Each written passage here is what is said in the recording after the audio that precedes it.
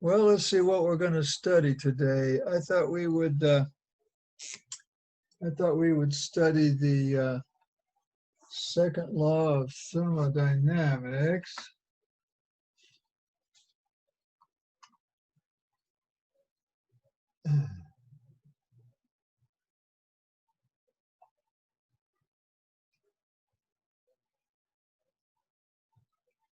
And move into chapter 9 and study the Rankine cycle.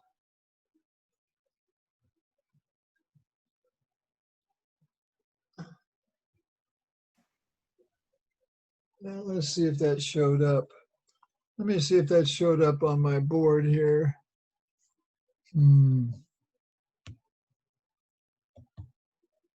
Yeah, that showed up pretty good. Monday, it says there. Yeah, that's good. All right. Well, let's write the second law of thermodynamics because we're going to need it.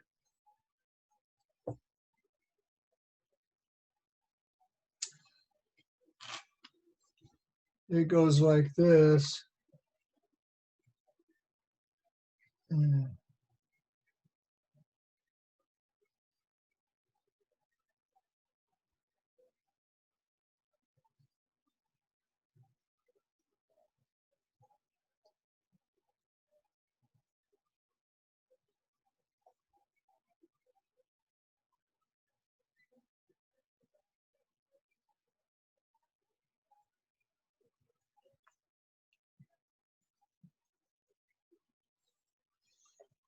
That's the second law. And for some of our processes that we study, they are, what's the word? Reversible and adiabatic. See, if they're adiabatic, then this goes to 0 if they're adiabatic. We talked about that last time, but in case you forgot.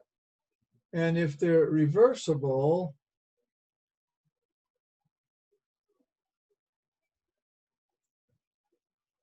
then this here is 0. Now, if you're doing a steady state process where nothing changes with time, then this is 0. See, if you've got steady state,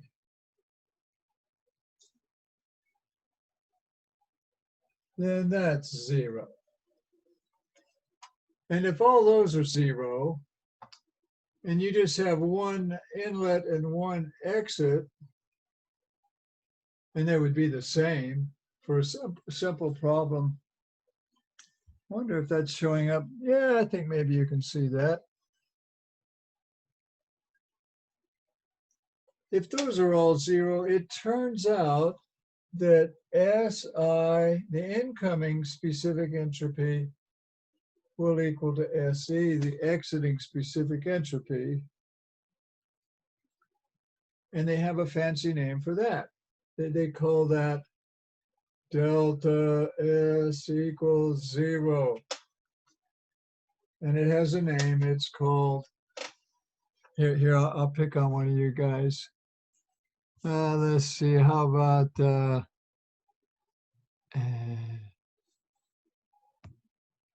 yeah, look at here. We got Parker now and Cameron. Good deal. We're picking up excellent students. Let's pick on Parker. Parker, they have a fancy name for delta S equals 0. What is it?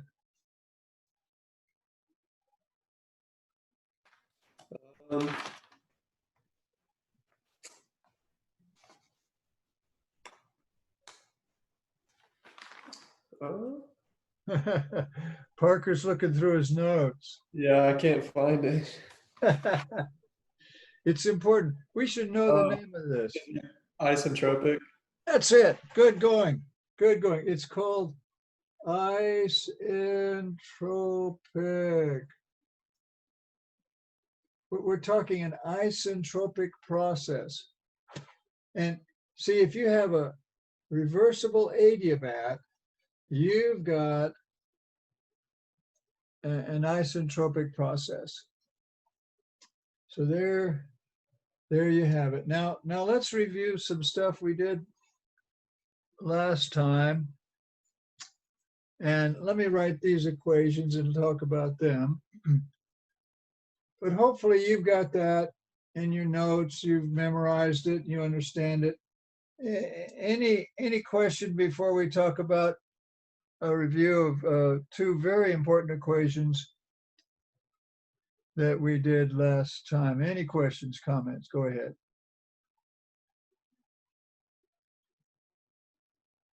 Nobody has any questions or comments. Okay, well, here's what I want to talk about. There's two equations that go like this.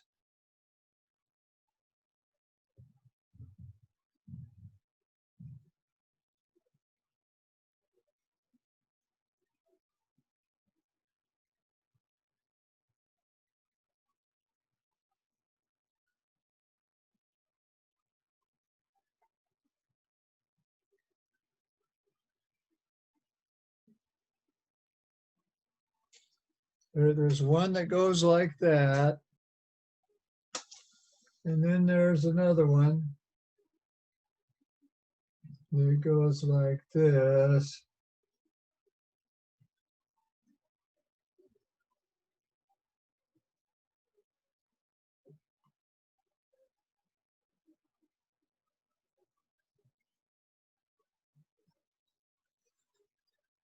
Now, I think we talked about those equations. Now, I'm talking to you guys from a little different setup here. I'm up here in Chicago, and I just want to make sure that you guys can hear me okay and you can read the board. Let me ask Roxana. Roxana, can you hear me okay? And can you read the board, Roxana? Yeah, I can. Good. Excellent. Yeah, I'm up here in near Chicago with my oldest daughter. She's 51. That's probably older than most of you guys. And it's really nice to see her again. And her family fixed me up with this setup here. I'm using my computer though, so I'm used to it pretty much. Hey, we got some more customers here. Let's see. Yeah, I see those customers. Okay, as long as I've got Roxana on there. Roxana, you see, we talked about these equations, didn't we? Do you remember talking about those two equations, Roxana? Yeah. Do you know when you can use this equation and when you can use that equation? Do you remember when you can use them?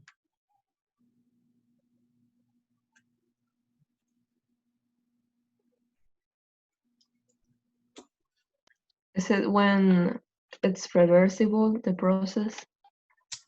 Well, that's an intelligent answer. But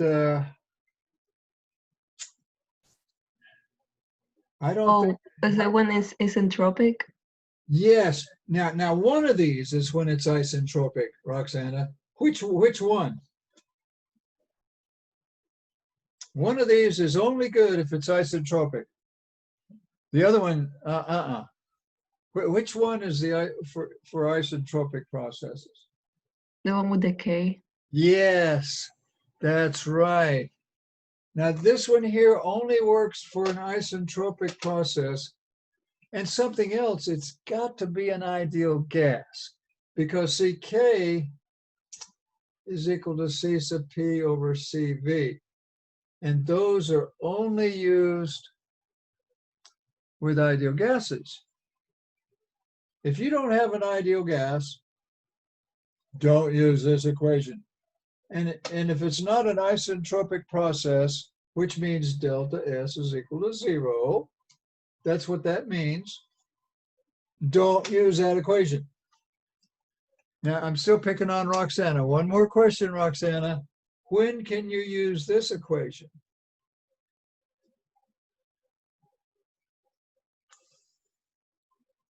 You can see that equation okay, can't you, Roxana, on the board? Yeah, Yeah. Do you I'm remember not. do you remember when this equation is good? I'm not sure what the difference is. Yeah, you know, it looks just like this other one, doesn't it?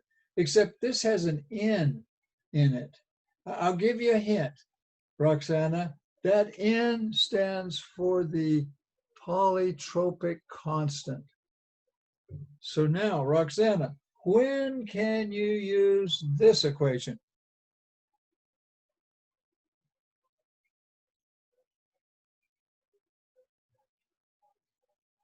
See this equation here, this top one, you can only use that equation if you have an isentropic process. But this equation here, you can only use that when you have a process. What kind of process, Roxana? I'll give you a hint. See that N there? That stands for polytropic constant. So what kind of process do you think? You can do this, Roxana. What kind of process can you use that equation on? Go for it.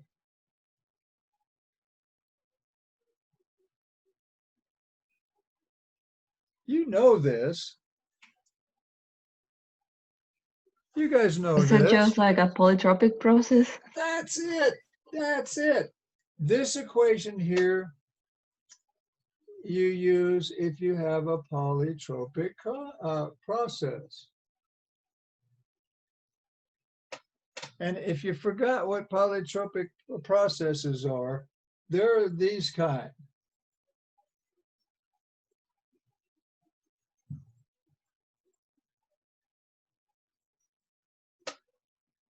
Hope you can read my writing.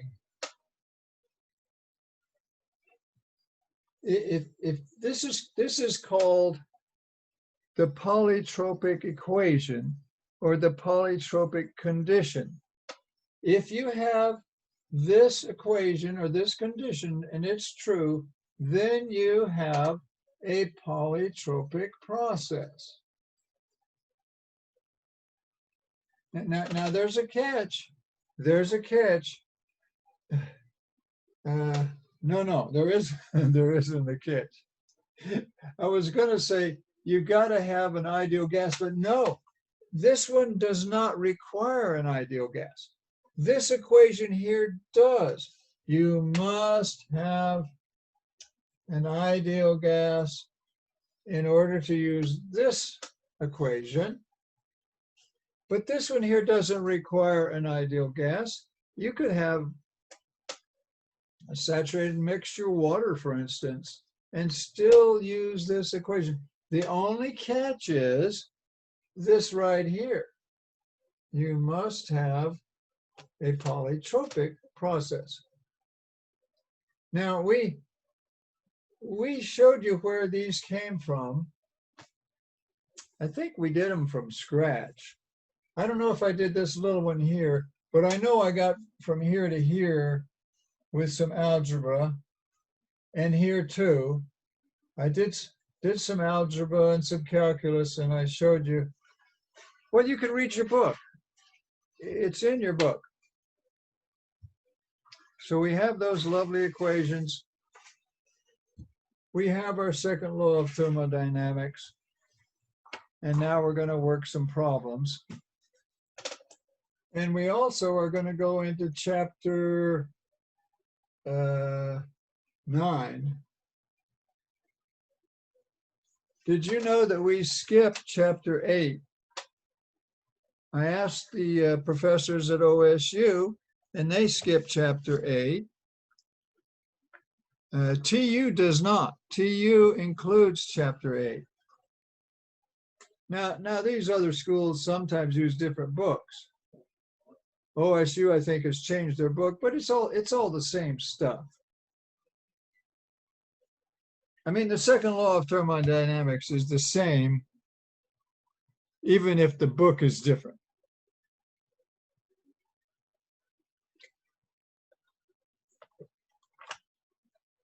But the reason why we skip chapter 8 is most of our students go to OSU. We prepare them for OSU. And so if they skip chapter 8, we skip chapter 8.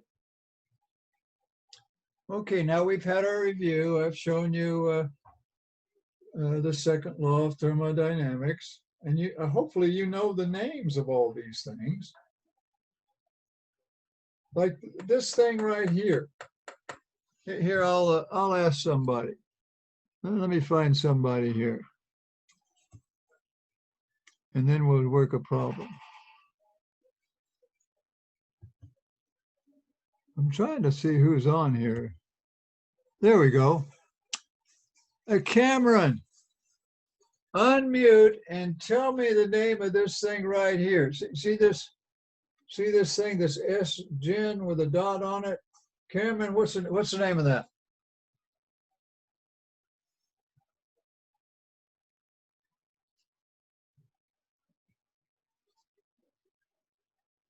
Earth calling Cameron, Earth calling Cameron. Come in, Cameron. Yes. Yeah, I want to know the name of this thing right here, Cameron. What is the name of that? I might not have heard that part of it. That's why I bug you guys. I want you to know the names of these things. And if you don't, that's why I'm here. At least I have something of usefulness here. Cameron, let's review the name of that. I want you to understand what it is. I just need a little room here. Cameron, that's called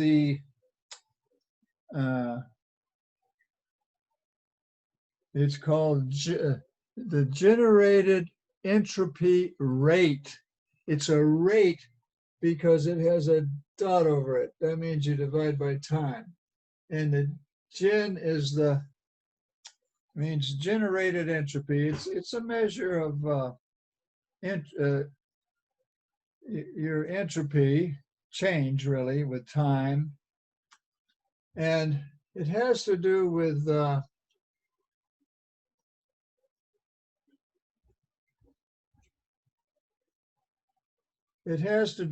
do with the idea of reversible and irreversible.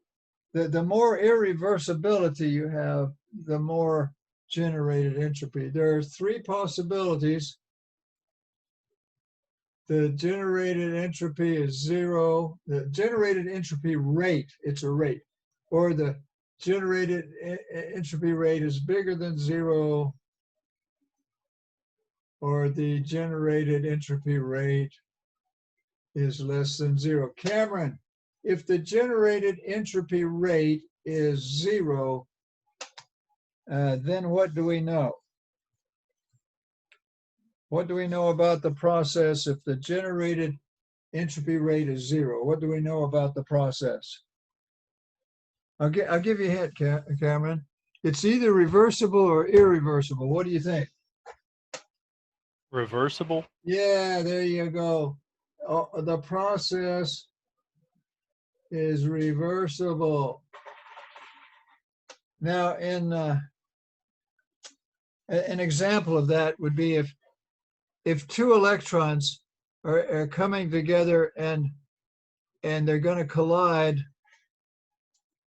and they get close and they repel each other and they go away, that approaches a reversible process. However, if they're going fast enough, they won't be able to repel each other. They'll collide and something bad happens. And that would be an irreversible process. Now, Cameron, if the generated specific, no, I'll get this right. If the generated entropy rate is bigger than 0, what kind of process is that?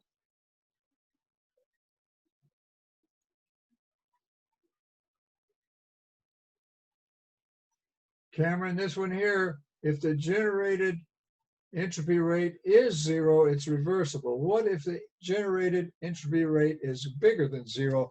What kind of process is that, Cameron? Irreversible? You got it. It's irreversible.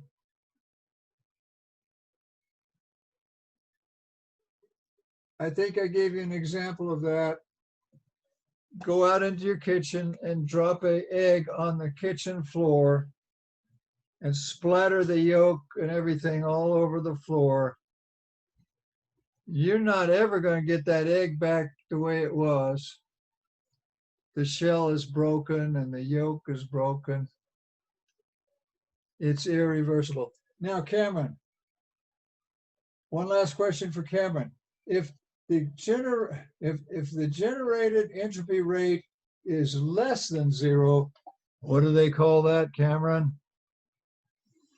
Would it also be irreversible? Nope, it's impossible. Impossible. You have just violated the second law of thermodynamics. Do not pass go. Do not collect $200. You're in trouble. Go to jail. You're not supposed to violate the second law of thermodynamics. As far as we know, it just doesn't get violated.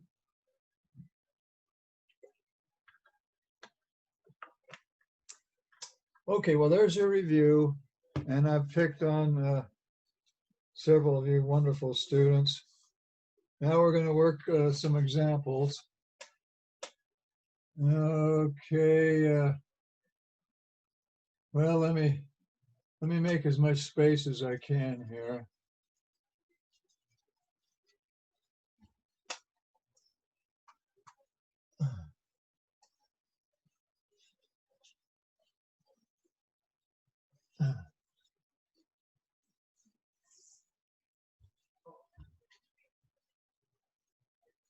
All right.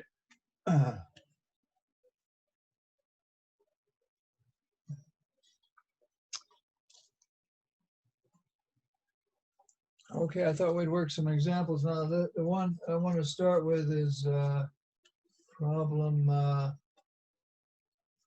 it's a throttle. It's 752. It's a throttle.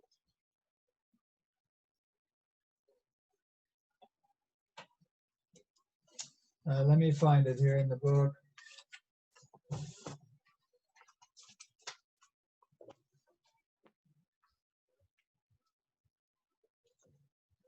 Throttle, it says R410A. Okay, now let me write that down. R410A and minus 5 degrees. Okay. And 700 kilopascal.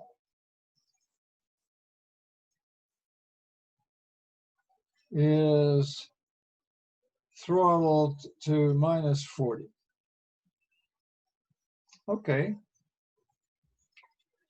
We're going to throttle it. Well, let's do that. That sounds like fun. Let's draw the device sketch. Now, the device sketch for throttle, I've shown you guys this. All it is just some kind of a restriction in the flow. The flow comes in and you have laminar flow, but the restriction causes it to break up and go into eddies, and it's no longer a smooth flow anymore. And coming in, we got -5. We got R410A at -5. 700 kilopascals. And going out, let me read it. It says here, it goes out at -40.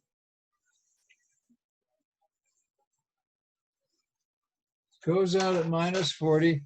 And they want to know the exiting pressure. They want to know the exiting pressure and something else, a specific entropy generation. They want to know, it's a little s, isn't it? They want to know the specific entropy generation. Okay. Well, we did the device sketch. How about a PV and TS diagram? Doesn't that sound like fun? Let's do that. Go to your R410A table back here and help me find it. I found it. All right, here goes. We're going to do a PV. Now this has got a vapor dome. And then we're going to do a TS. And it has a vapor dome. They look a little different, but similar. Now let's find where -5 degrees is. -5. Well, I'm on table B.4.1.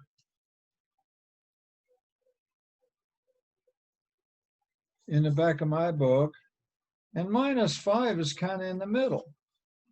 So let me get my red color here. And we'll put a -5, there we go.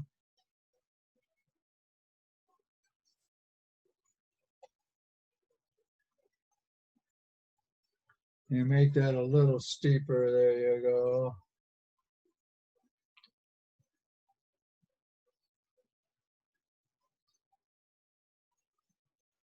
Here's -5, -5, -5.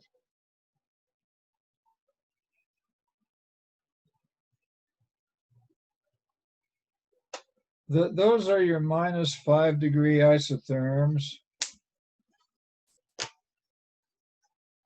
Now we got to find what this pressure is.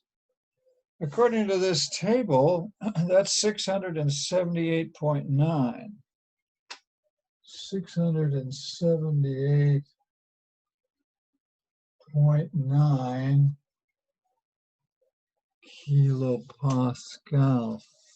But see, we don't have that. We have 700. You know what? 700 is bigger than 678.9, isn't it? You know what? I think we're right here. I think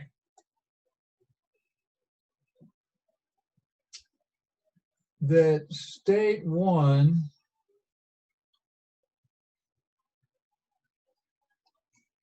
there's state 1. We've just located state 1. Now the way this works is the 700 kilopascal does that.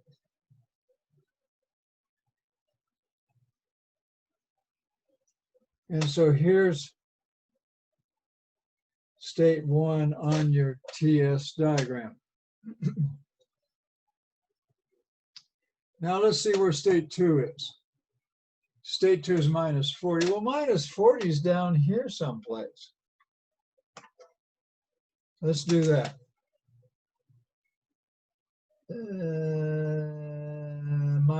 -40.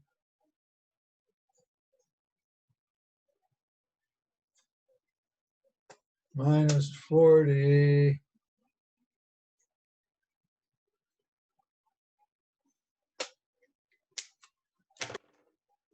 And what we're going to do is we're going to go from state 1 to state 2 and draw a dashed line because it's a, what's the name? Irreversible process. You draw a dashed line to state 2. It's an irreversible process. Do we have any questions so far?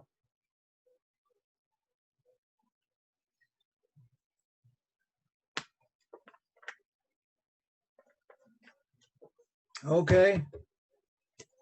Now we're going to write the first law for a throttle.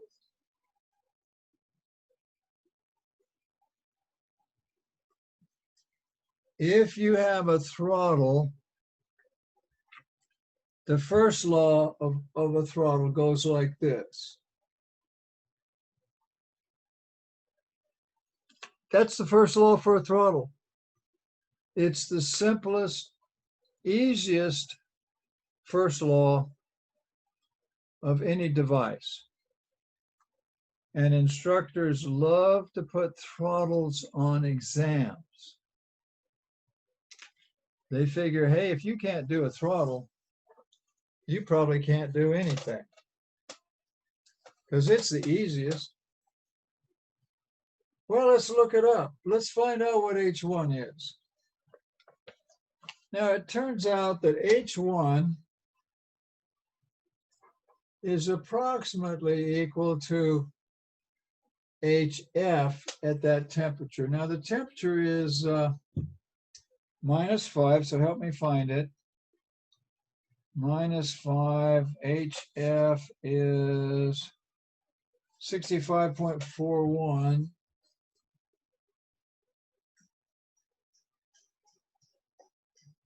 Is that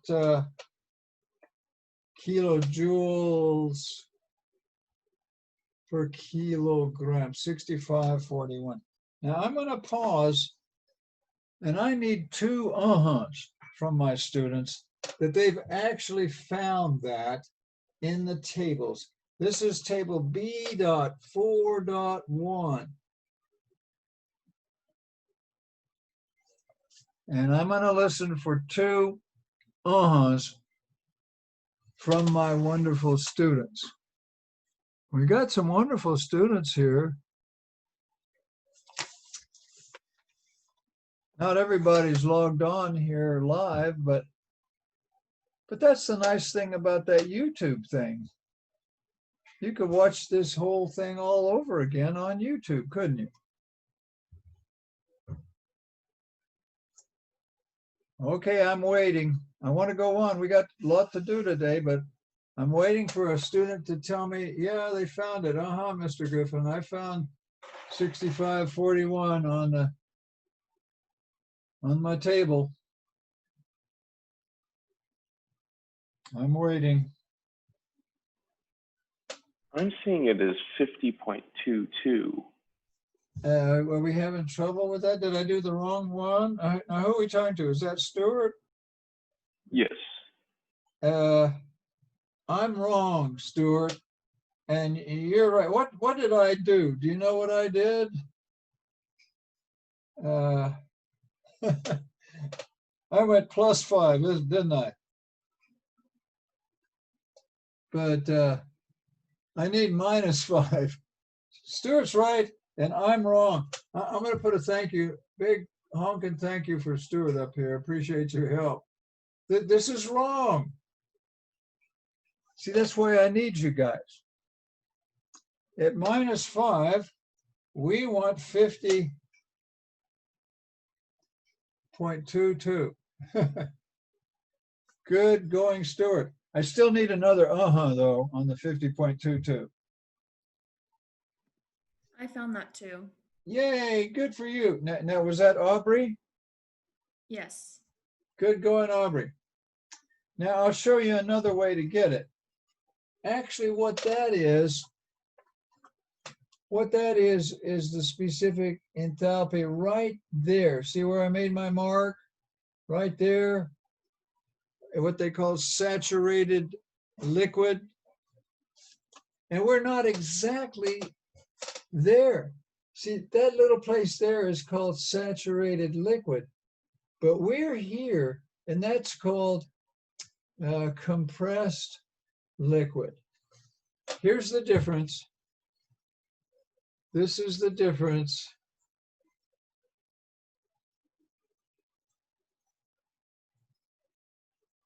But you'll discover it's pretty dang close. If you want H1, this will be slightly more accurate, okay? So here I go. I'm going to get the UF, which is, I'm going to do it right this time, Stuart. It's 4965.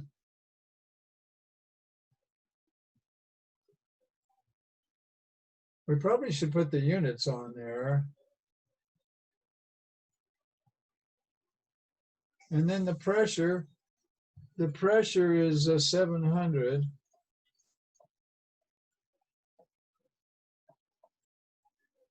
And the VF is 0.00841. I wonder if all that got on the board. Yeah, I think it did. Uh-huh. Barely. Barely. Okay. Now, if you do that on your calculators, we'll get a slightly more accurate answer.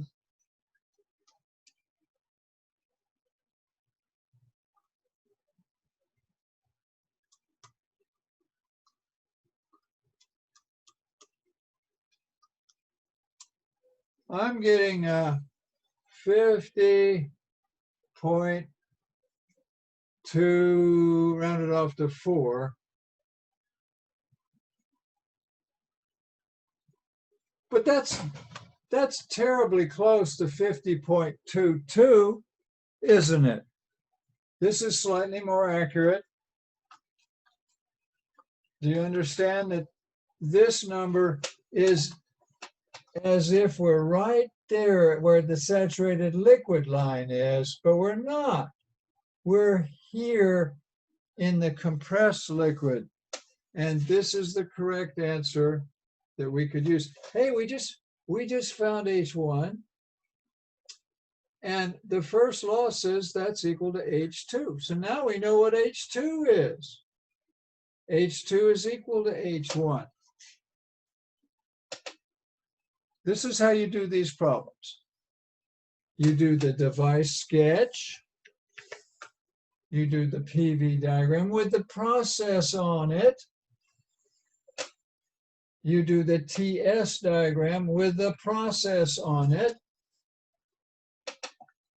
Then you write the first law. And what about the second law? Well, we're going to have to write the second law now, because they want something from, they want this.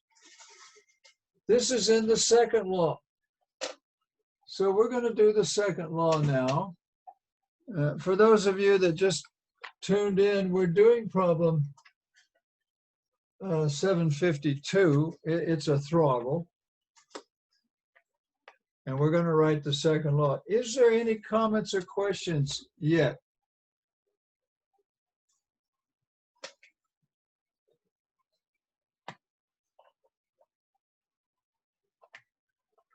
Well, nobody asked me anything. I guess you're okay.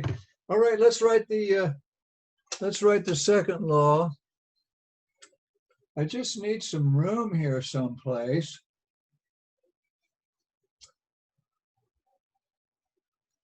By the way, we can get this exiting pressure. It's going to be right here. I know it is, because see, specific enthalpy is 50.24. Let me write that. 50.24. But way the heck over here, at minus 40, the specific enthalpy is 262. 262.83 at minus 40. It's 0 here. I wrote it in the wrong place.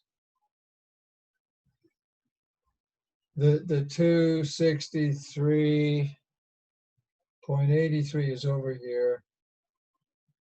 That's the HG. This is the H2. And the H1 is 0. Guess what they used for the starting point of their table? They use minus 40. Minus 40 must be an important temperature for some reason. Anybody know what the reason why minus 40 is important?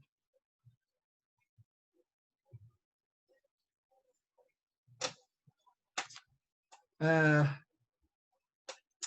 believe that's the temperature that salt water freezes, minus 40. It's also the temperature at which Celsius and Fahrenheit are the same. But it really doesn't matter. What we care about in this class are the differences in the properties, how they change. Now, we haven't figured this out yet, so we're going to write the second law of thermodynamics. I just need some room. We'll say goodbye to this. We've got to get some room here. We'll kick this out of there. And now we're going to write the second law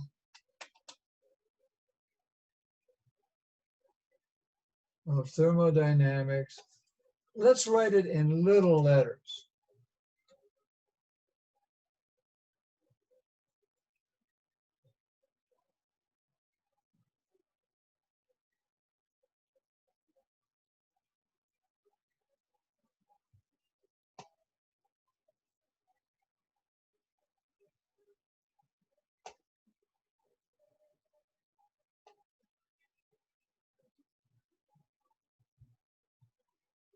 There, I tried to write it in little letters. And this is going to be 0 because this throttle is steady state. This is going to be 0 because throttles are adiabatic. If you divide everything through by your mass flow rate, oops, I forgot the little generated thing there. You're left with S generated plus SI minus SE. What I did was I divided, since these masses are the same on this throttle, I just went through and divided everything by your mass flow rate, and you're left with this. And so if you want the generated specific entropy, what's the algebra now? It's SE minus SI. Can you get that, algebra students? See, it kind of flips there. You know what that is? That's delta S, isn't it? And don't we have an equation for that? It's not 0 because, see, if it was 0, it'd be reversible. This is not reversible. There's entropy generation. But we've got a wonderful equation for it, and it goes like this.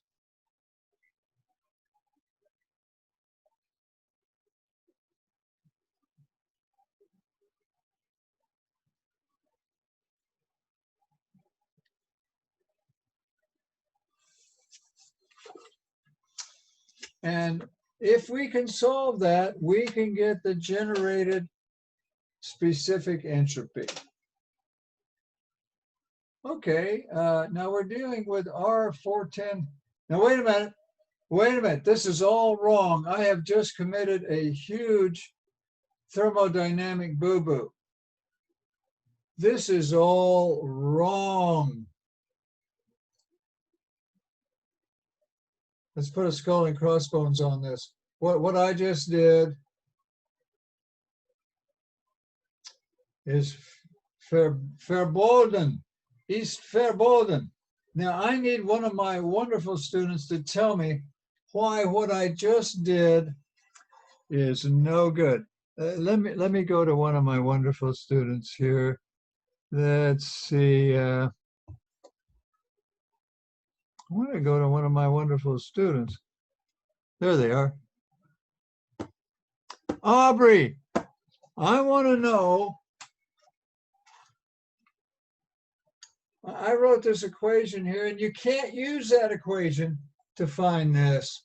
We're trying to find this, and it's a nice equation if you got using it in the right way, but here it's not okay. Aubrey, how come that's wrong? It's not an ideal gas. Good going. I'm proud of you. Excellent. It's, in fact, it's mostly liquid, it looks to me like. It's certainly not an ideal gas. They call this region saturated mixture. What that means is you got part liquid and part vapor. Can't use that. Well, what can you use? Let me get rid of that now. Now, do you all understand that? What I did is I used an ideal gas equation on a liquid. You can't do that. If you have any questions, just speak up. I'm going to get rid of it because that was a goof. It's Monday morning. I'm up here in Chicago. My mind wasn't working very good just now. But hey, we could just look these up, I think. Why don't we look them up? Now, SI, you just look up what it says for -5. It says here -5. The SI is 0.1989 kilojoules per kilogram Kelvin. It's the same. I'm sorry I erased the PV diagram, but the entropy is the same at 1 as it would be if you were right there at saturated liquid. Now the SE, you have to use the tables. Here's the rule. If you got tables, use the tables. If you got an ideal gas, use ideal gas. Now the SE is, well, now that's kind of a problem because we don't know the quality, but we can get it. Here we go. We're going to get the quality. See, H2 is equal to HF plus the quality times HFG. And we know H2, we did that. It's 50.24. And HF at -40 is, well, it's 0. And we'll get the quality. And HFG at -40 is 262.83. 262.83. Now I'm going to shut up for a minute and a half, and I want my students to tell me what the quality is at state 2. There's state 2. What is the quality at state 2?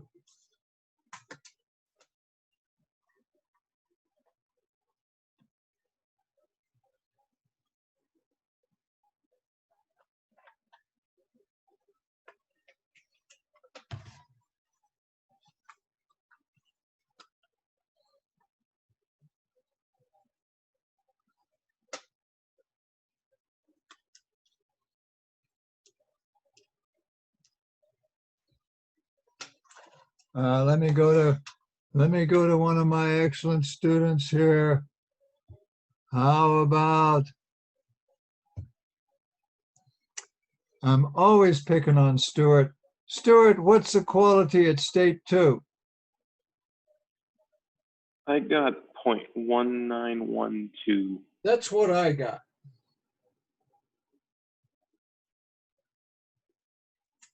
Actually, no, I got 0.1911, but let's don't fight over it, Stuart. I think I rounded off, or I did not round off, one or the other. And now we can get SE, the exiting specific entropy. I tell you what it is. It's SF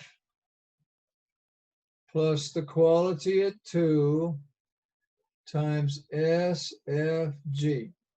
And does that show up on the board there? Barely. Okay. I need to write that someplace. Here, let me write it up here where I can see it.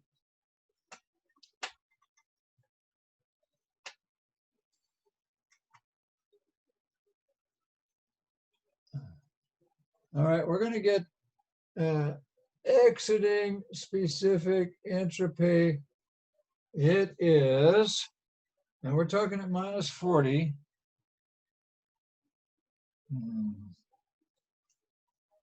It's 0 plus 0.1912 times 1.1273. See if you can find those numbers on table B.4.1.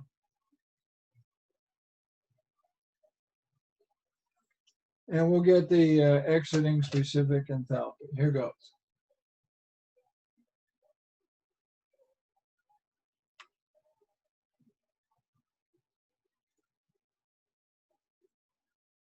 Well, I'm getting the exiting specific enthalpy is 0.2155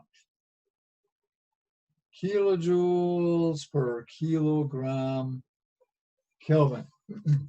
Hey, look here. We got the incoming, we got the exiting. If you want what they call the generated specific entropy, you take the exiting, you minus the incoming, and you'll get it.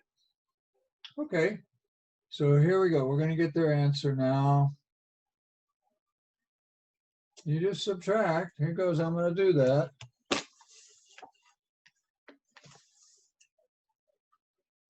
We're going to subtract the incoming 0.1989. I got an answer.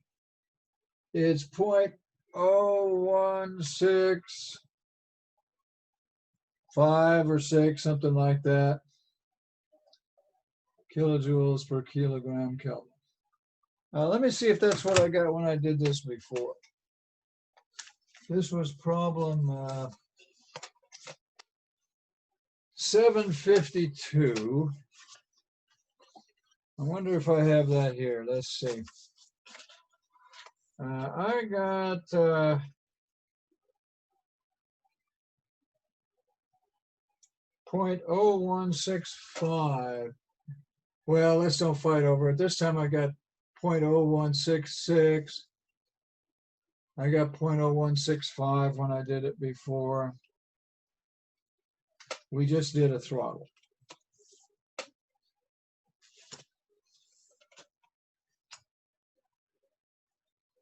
Probably need to do an English throttle, but we'll do what we can do.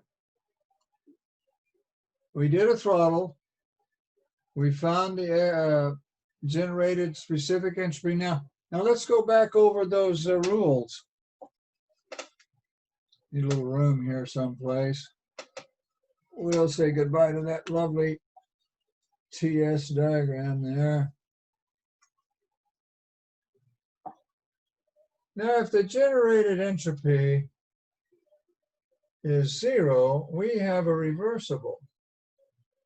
If the generated specific entropy is bigger than 0, we have an irreversible. If the generated specific entropy is less than 0, we have an impossible. So on this problem 752, which one is it? Which one is it? Let's go to my friend Roxanna. Roxanna, which one of these three is it on problem 752, Roxanna?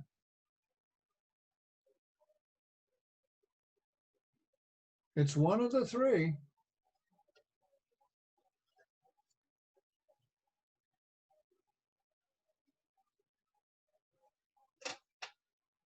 Earth calling Roxanna. Is it impossible? No, we do not get a negative, Roxanna. Look, that's a positive number. See it? Oh, yeah. It's not positive, or I mean, it's not negative.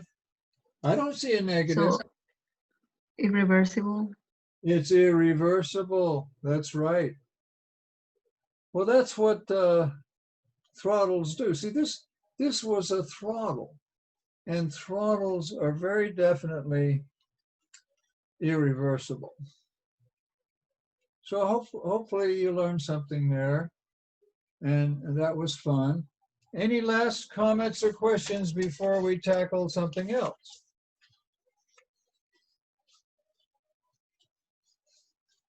I'm listening.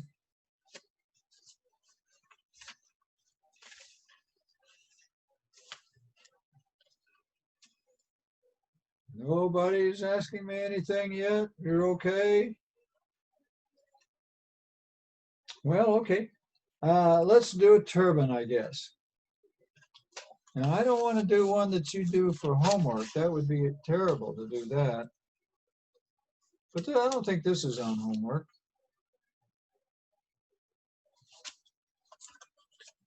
Any last comments on problem 752?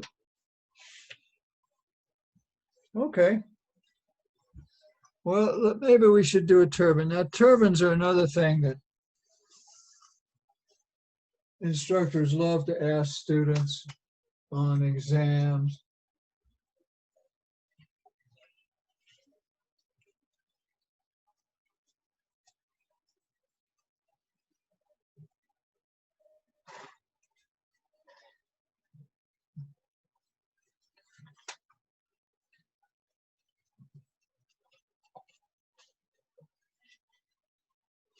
Okay, now this one's a turbine.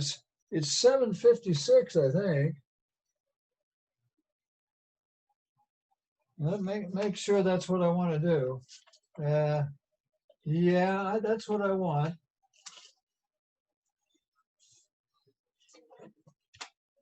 Let me ask you guys this. You guys take excellent notes, and you're all very alert.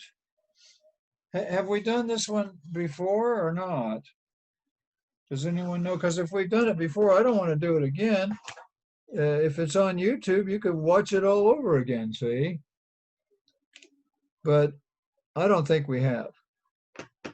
If we have, speak up. Okay, well, here goes. A steam turbine has an inlet of 2 kilograms per second. Water at 1,000 kilopascals. Okay, now we're going to draw the device sketch now for a turbine. And you all know what that's going to look like.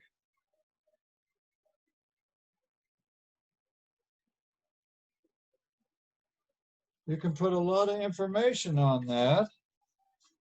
It says here 2 kilograms per second.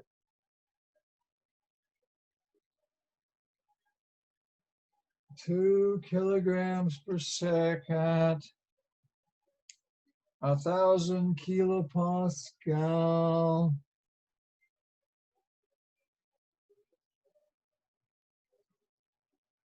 For 400 Celsius.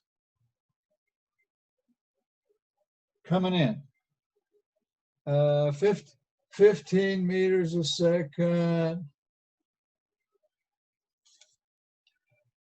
Going out, we have 100 kilopascal.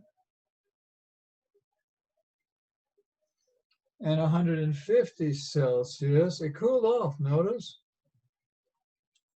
They said very low velocity, so I guess we can neglect the velocity. Find the power produced. Now the symbol for power is a W dot. And the rate of entropy generation. The rate of entropy generation. You know what they want? They want these two things here.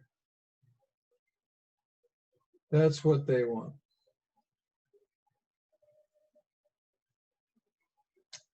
Okay, great. We just drew the device sketch. What's next? What do we always do? Well, we do a PV and a TS diagram, don't we? Okay, let's do that. Where are we going to do it? I don't know, maybe down here. We'll do a PV and a TS.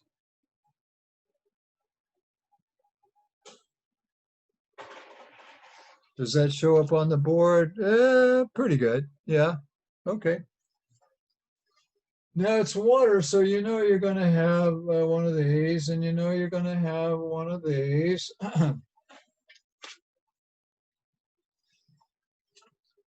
And let's go to the water table. Here we go. Go with me. Help me find the water. Yeah, I found it. And we have to see where we are on that. We're at 400 Celsius. You know what? That's up above the vapor dome. The top of the vapor dome is 374, isn't it? Go back to the tables and snoop around. Yeah, it's 374. So 400 is kind of like that. It's just a little bit above the it's a little bit above the vapor dome. And so over here, it's going to be a little bit above the vapor dome. There it is. That's your 400 Celsius.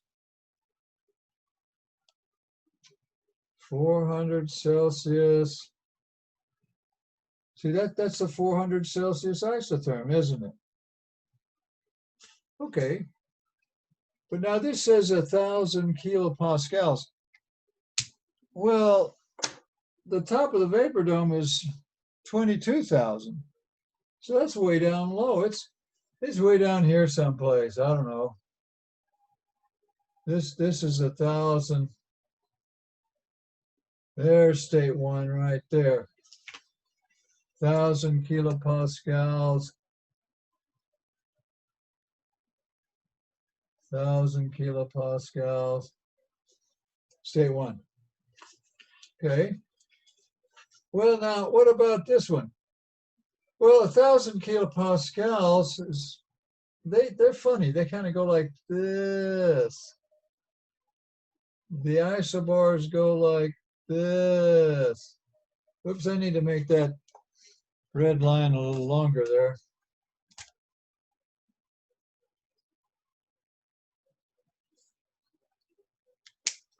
There's state one. And this is 1,000 kilopascals. Now, where is state 2? Let's see if we can find it. Well, what did they say there? They said,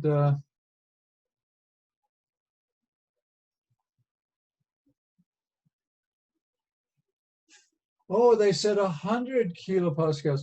Well, see, 100 kilopascals is way the heck down here someplace, isn't it? Yeah.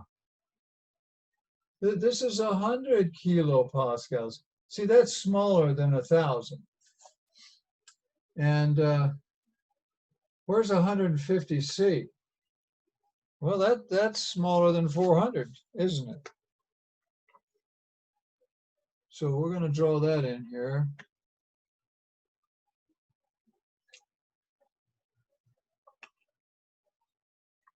See how we do these problems? It's the same old boring thing over and over again. You guys are going to get the hang of this. 150, well, it's in here someplace. Here's 150.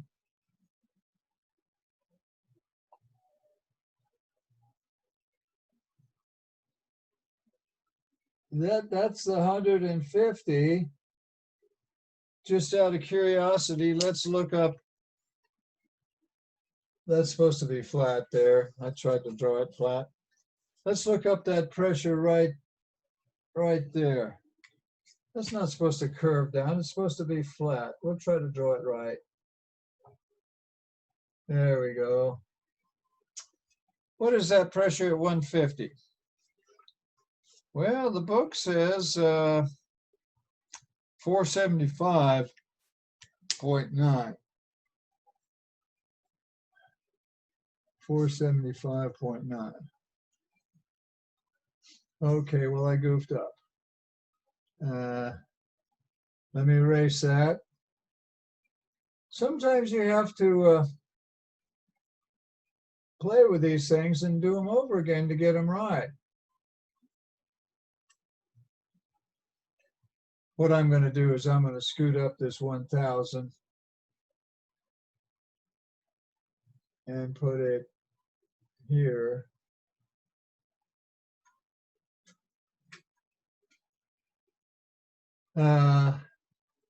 There's state 1. It's not, I like it there better. See, there's 1,000 kilopascals right there. And now I'm going to do, see, that was 400. Sometimes you have to erase and redraw some stuff. This is 400. We know that. And the 150 is right in here. And we're going to do the 150 now. And it goes like this. There we go. That's the 150. And that pressure there at 150 is 475.9.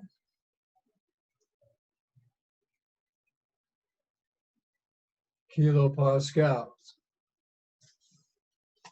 Okay, but we're at 100 kilopascals, remember? We're at 100 kilopascals. And we're right here. Here's state 2. And here's our process. We're going to go from here to here. And you could draw a dashed line because, you know, it's got generated entropy. And so it's going to have irreversibilities. There's your state 1, state 2. Now let's see what it looks like on a TS diagram. Where's 150? Let me find 150, just a minute. I will find 150.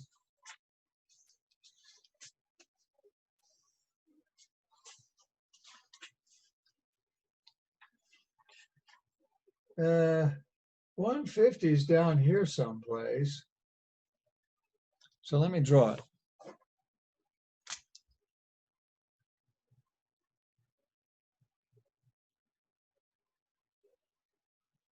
There's 150. See, we come out at 150 and 100 kilopascals. Well, where the heck is that?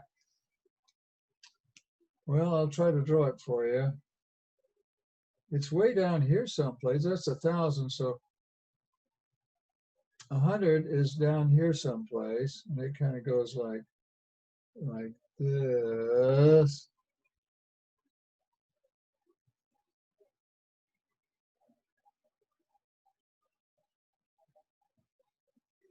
There's your 100 kilopascal. There's your state 2. And here's your process. We'll draw a dashed line because we know it has irreversibilities. And we've just done the TS diagram. Now what? Let's see, we did the device sketch. We did the PV diagram with the process on it. We did the TS diagram with the process on it, but what do we do next? Here, let me ask somebody.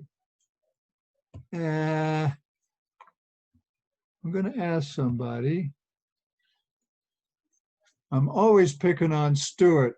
Stuart, we've done the device sketch and the diagrams. What do we do next, Stuart?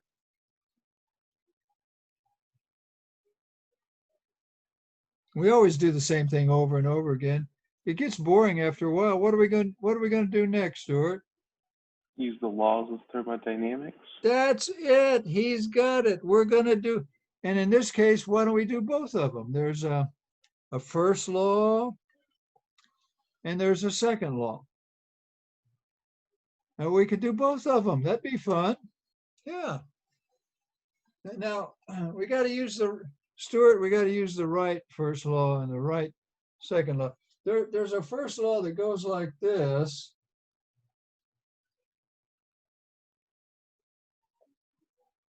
But we don't use that on this one here, Stuart. And then there's a second law that goes like this. Let's see if I can remember how it goes.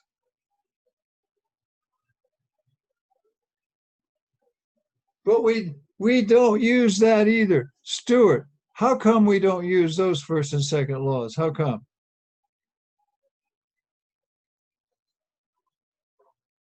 See, I'm picking on Stuart, but I'm also asking everybody.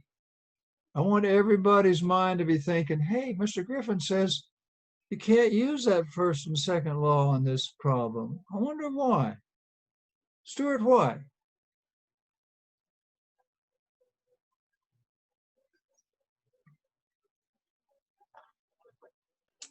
I don't quite remember right now. But you thought about it.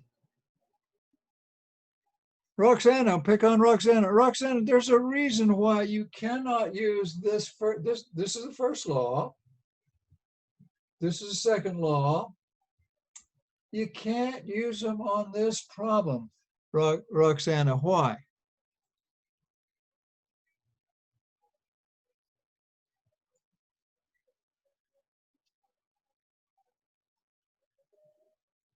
I'm not sure.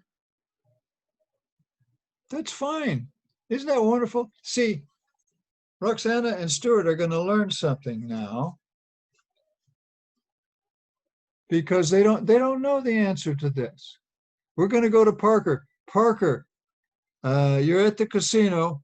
You're putting your money in and you're going to win a jackpot. Now, what is the reason why you can't use those two laws, Parker? He's putting his money in the machine now. I don't know. In the old days, you'd yank an arm there. It's all electronic now. Parker, why are these two laws no good for this problem? Why, Parker? Mm, I don't really know. You're going to be blessed, Parker. You see, those of you that don't know the answer are really lucky because you're going to know. I'm going to teach you why. The reason is, these laws here are for control mass problems. We don't have a control mass problem. You see this turbine? This is a turbine. A turbine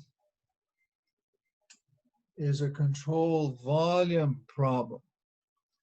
And the first law goes like this.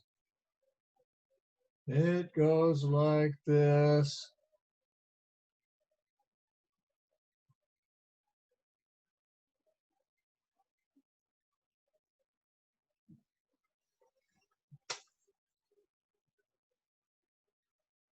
Got lazy there.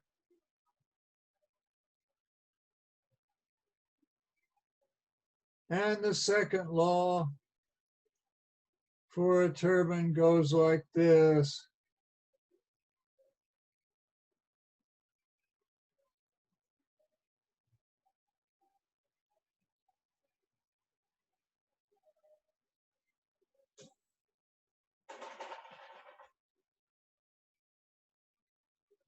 You can't use these first and second laws because you don't have a control mass. You have to use these first and second laws because you have a control volume. You guys knew that. It just hasn't sunk in. It hasn't sunk in. You have to use the correct first and second laws for the problem you're doing. It's kind of like if you have a screw that needs to be screwed in. Do you use a hammer or a screwdriver? I think I would use a screwdriver. If I had a screw that needed to be screwed in, I would not use a hammer.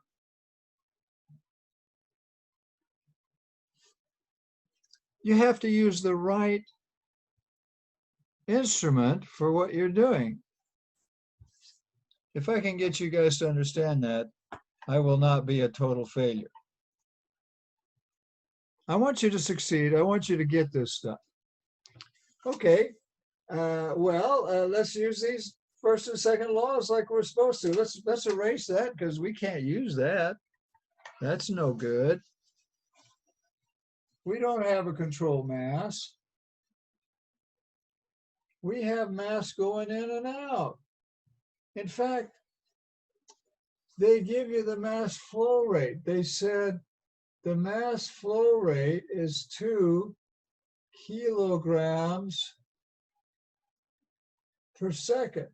They give that to you. We've got a mass flow rate. Mass is going in, mass is coming out. Okay. Well, we have our laws here. Let's write them up. Here we go. Now, on this first law of thermodynamics, this term is going to be 0. This is a turbine. Turbines are essentially adiabatic. That's 0.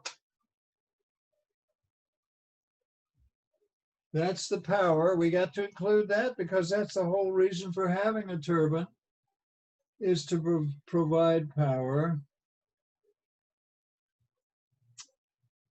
And we know the m dot coming in and out, it's the same. This is a steady state turbine. And we need the HI, or the H1 in this case. The m dots are the same. We could do a little algebra there. We got a pretty simple little equation. Now, if you divide through by m dot, here's what you'll get. You'll get a little w is equal to h1 minus h2. Okay. Why don't we just look them up? Now, h1 is, look up 1,000 kilopascals in the superheated vapor region at 400 C, 1,000 kilopascals, 400 C. And I want you to tell me what the H1 is.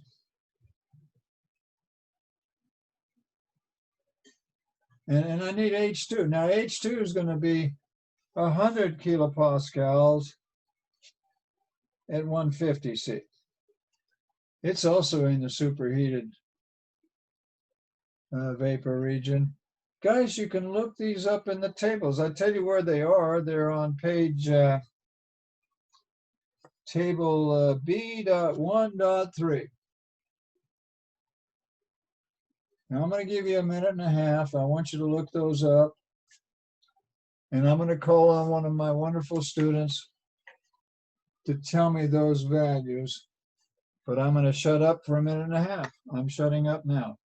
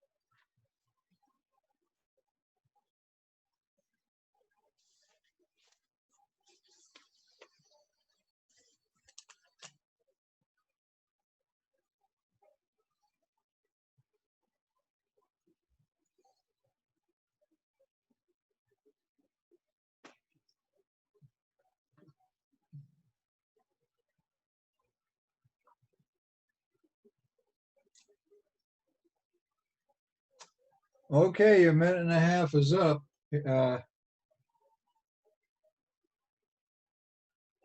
Here's what I got.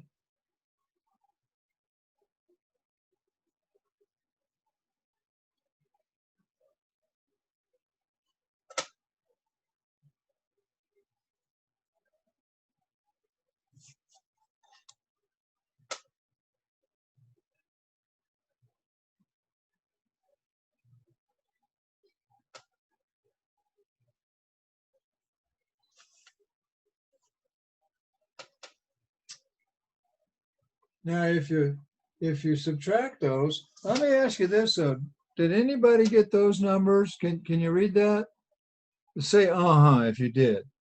I want to know if anybody got those numbers. Yeah. Yep, I heard a yep. I need another yep. That's what I got. Yay, there's two. That's right. Okay, now if we subtract those, we're going to get this little W thing here. That little W thing has a name. I wonder if anybody knows what the name of it is.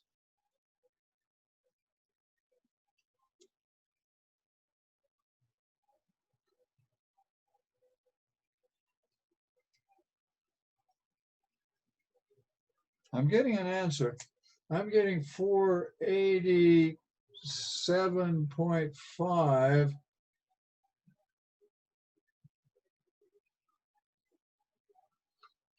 But that's not what they wanted. They wanted big W dot. Well, here's how to get it. Big W dot is equal to M dot times little w.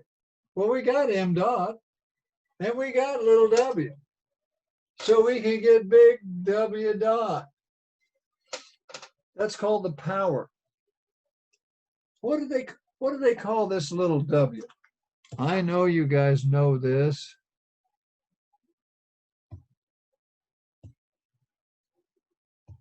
I know you know this.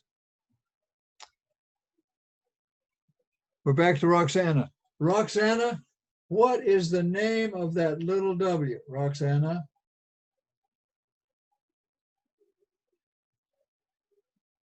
We've got to know the names of this stuff. Work per mass. That's it. Good. Good for you. That's work per mass. Now, sometimes the book calls it specific work, which is okay. It's the same thing. But I like work per mass. Now, please do this. Take M dot times W, and we'll get the power. Here goes. We're doing the power now.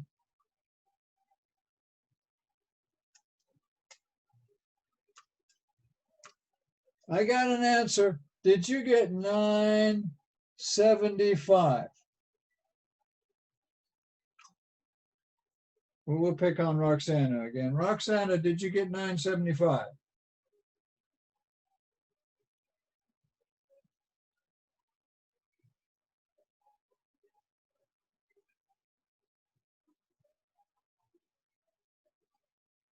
Did I do that right, Roxana?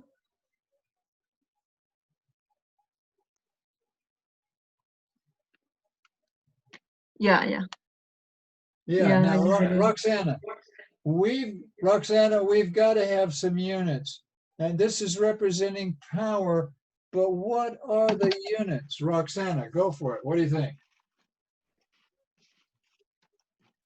The units. Is it joules per kilogram? Nope. Try again, Roxana.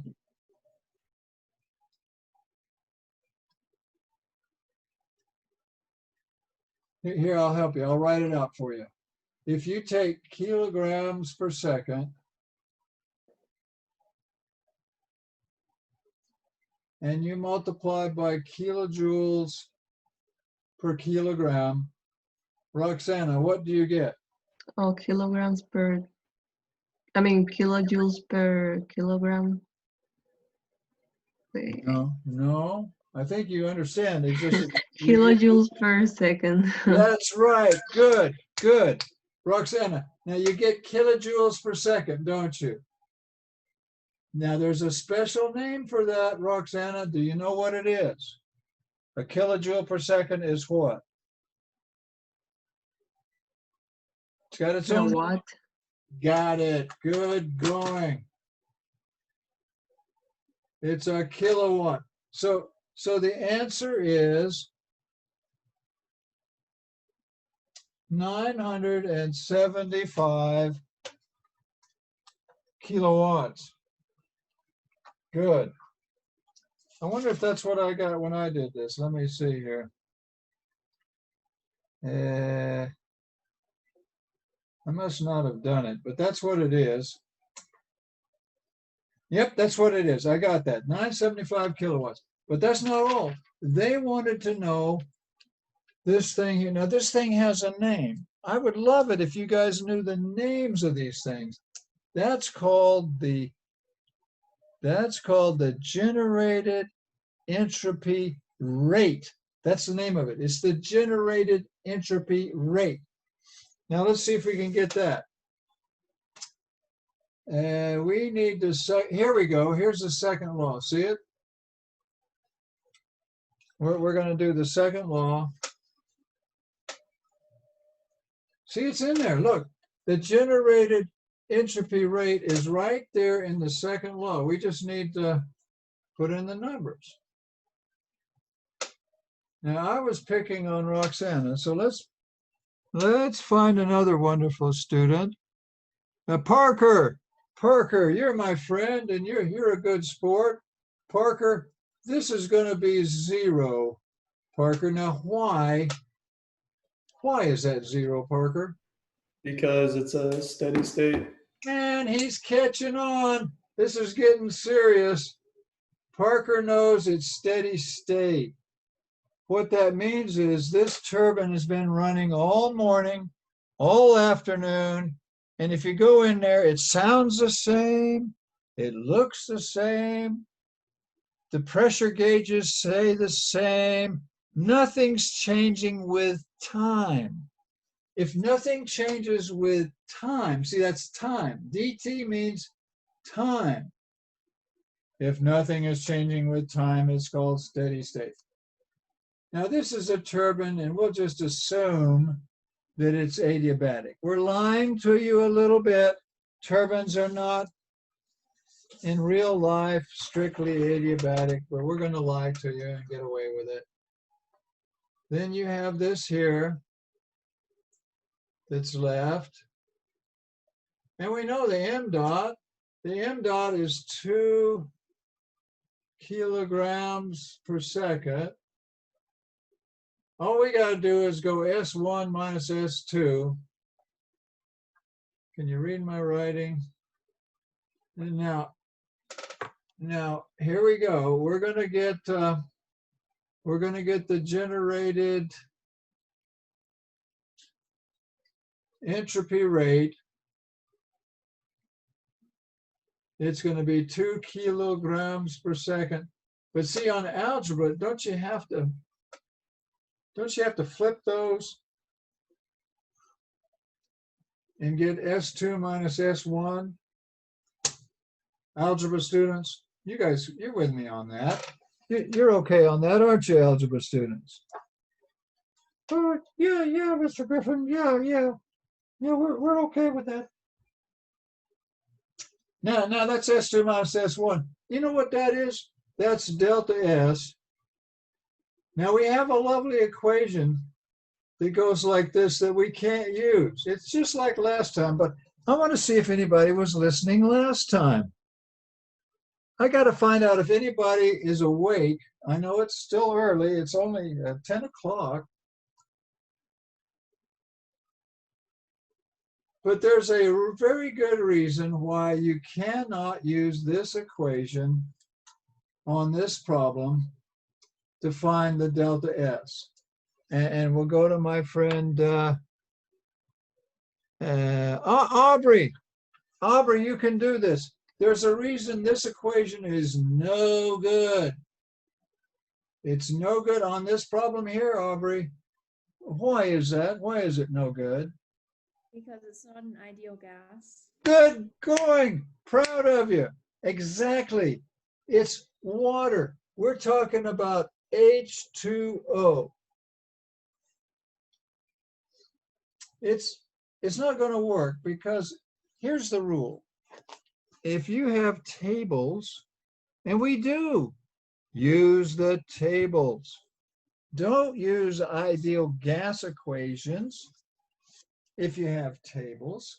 So this is no good. Let's erase it. Well, what do you do? Well, you look it up. We can do that. Now, S2, I hope you can read my writing. That's a little script S that I use. I'm going to look it up. It's, what is it? S2, it's 100 kilopascals, yeah, 150 C. I'm getting 7.6133. I hope you can find that. I'm on table B.1.3. See if you can find it. And then little s1 is, well, where is little s1? I think I did that wrong. I think that's S1. I think S1. No. I think I did that right. S2 is 100 kilopascals. Yeah, I did that right. Now S1 is 1,000 kilopascals and 400 C. I'm getting 7 point. Somebody double check me here. I can read the wrong numbers sometimes. Look in your table, B.1.3, and I need an I need a student saying, that's what I got. Did I do that right?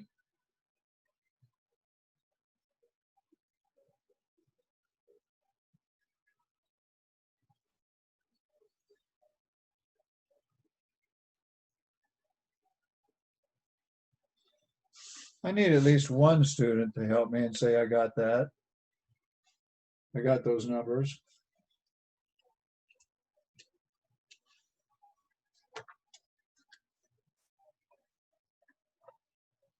Anybody get those numbers?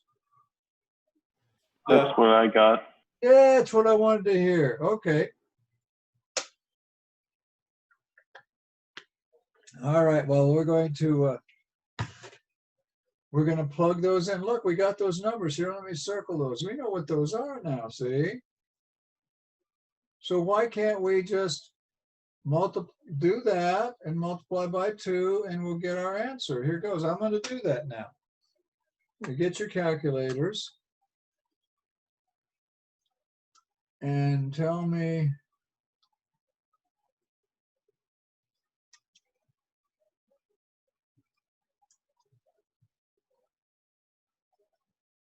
times 2.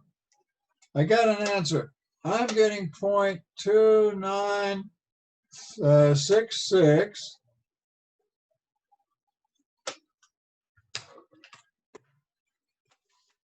And did I get that the last? Yes, that's what I got the last time. But I need the units on that. Uh-oh, I'm going off the page. Here, let me write it where you can see it. Need a little room here. We'll just make some room. I'm getting S generated dot, which is what do they call that? Generated entropy. That's what it is. No, that's generated entropy rate. That's the name of it. I'm getting 0.2966,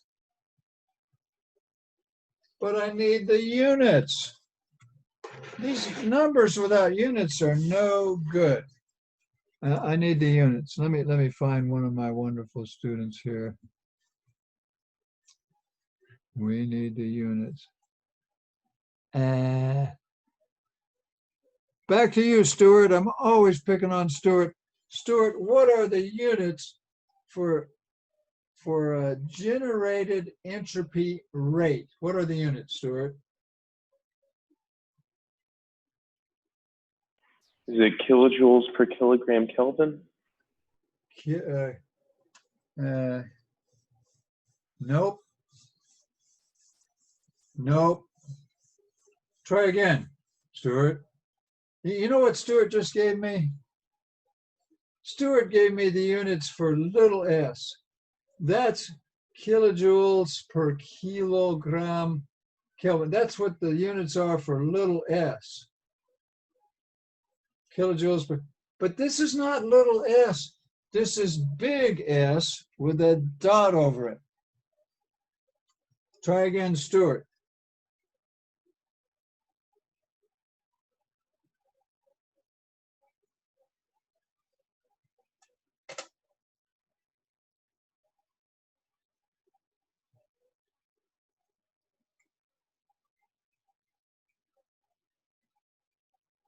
We got to get these units right.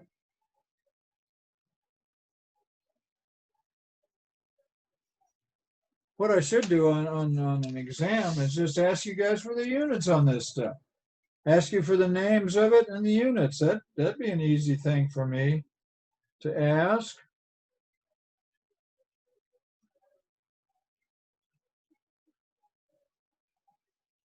Okay, I'll open it up to anybody out there. We want the units for big S dot generate. It's called the generated entropy rate. We got the right answer. We did the whole problem. We did beautiful job. But without the units, it's no good. Okay, anybody out there, go for it. What are the units? Is it kilojoules per second? Close. Oh, so very close. But nope, that's not right either. But it's close. Here, let me help you. It's kilojoules per second per something else. Kilojoules per second Kelvin? Yep. That's right. Now, another way of writing that is kilowatts per Kelvin.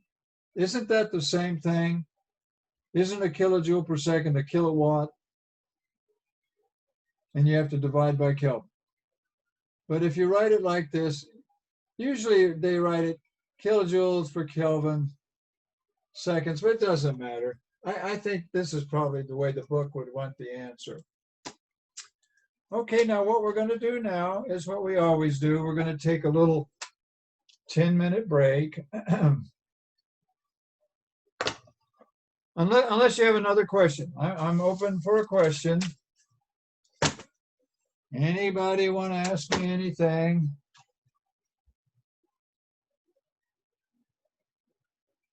We're going to take a 10-minute break, and then we're going to study the Rankine cycle. So I'm going to erase all this. Go stretch, go whatever you do, cup of coffee or whatever you guys do. And I'm going to stretch, and in 10 minutes, I'll be back, and we're going to study the Rankine cycle. Yay, 10-minute break.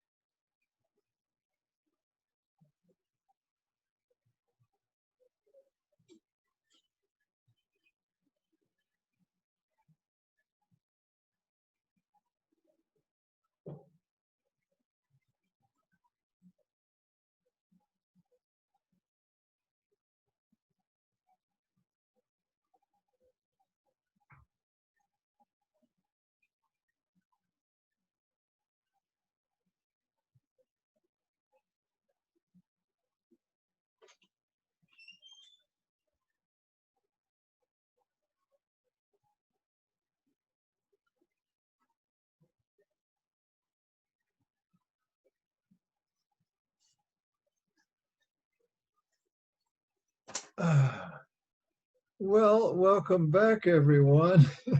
Those of you that are back.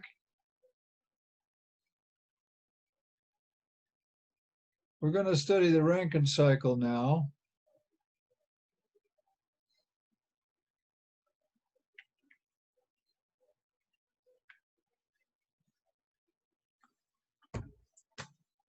Now, this is chapter 9. Chapter 9, Rankine cycle.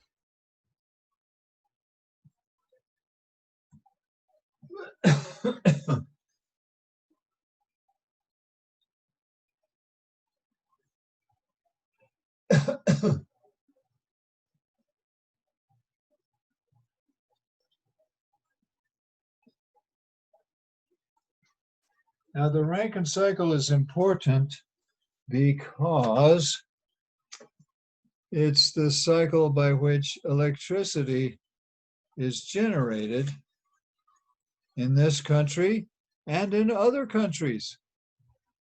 And you guys like electricity. This little program we're doing right now couldn't be possible without some lights on in this room here, up here at my daughter's house. And that electricity comes from a Rankine cycle. Well, what is a Rankine cycle? Well, actually, what we're going to do is we're going to study the ideal. We're going to study the ideal Rankine cycle.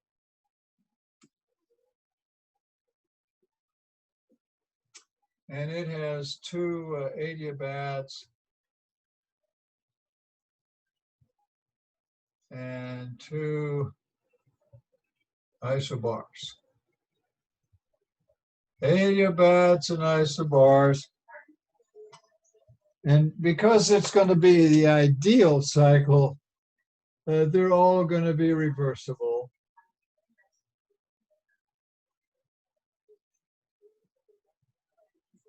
And so the adiabats that are reversible, they're going to be isentropes. So you could say the ideal Rankine cycle has 2 isentropes and 2 adiabats. Okay, now we know what it is. Now let's do one. Now the one I picked out is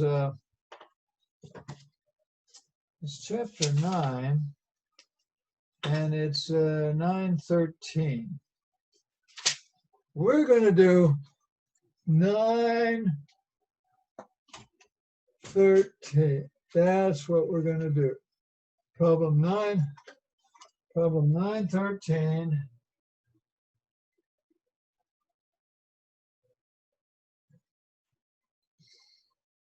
Let me find it. Okay, 9:13.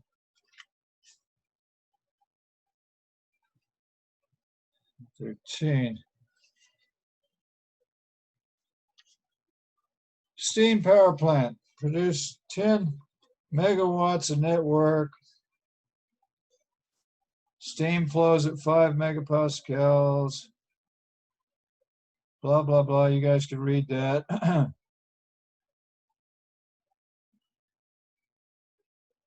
Okay. Well, let's do the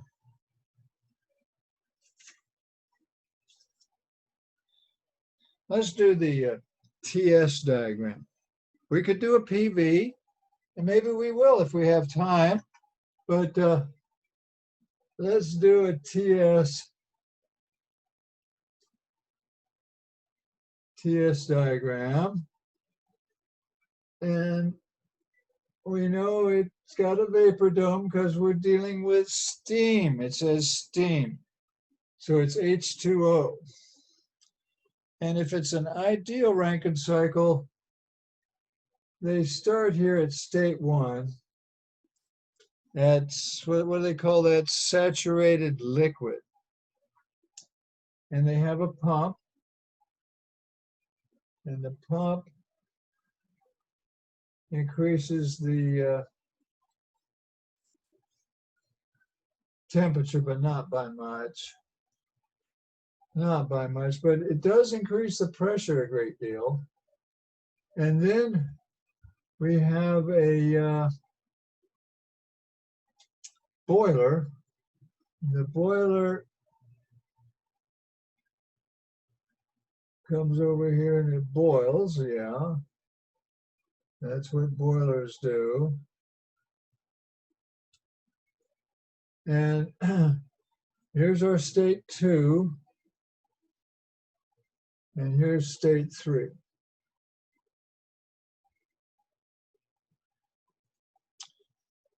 Okay. The condenser operates at 50. So this temperature here is 50. 50 degrees Celsius. That's state 1 right there. 2, 3, and 4.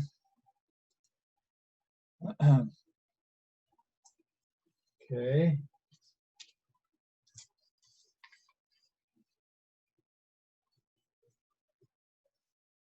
Well, we're doing problem 9:13. Let me check on something. I don't want to lead you astray if I can help it. Okay.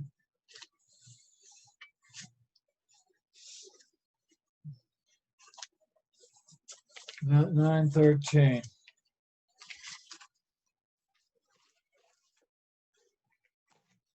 Okay, here's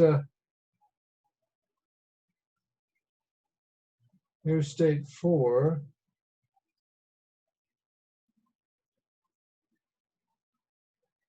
And there's state 3 right there. And that's state 4. And that's state 1 and 2. And that's what it looks like for an ideal Rankine cycle. You see, this is the turbine here. It's a, what they call isentropic turbine. It's isentropic. See, it's straight down. The entropy doesn't change from 3 to 4. The pump is also isentropic. Now, wait a minute, let me think.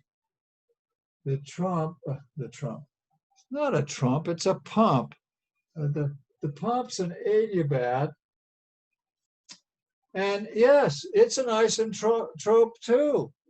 Yeah, because it goes straight up, the entropy doesn't change.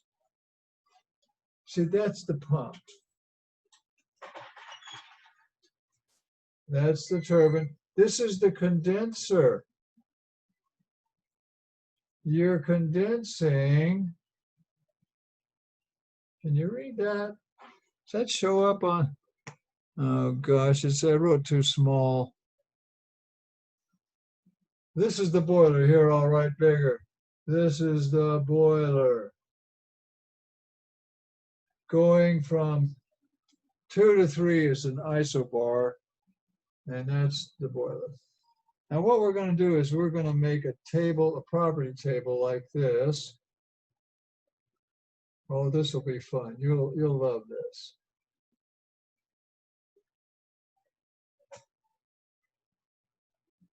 And we're going to go P, V, T. Then what?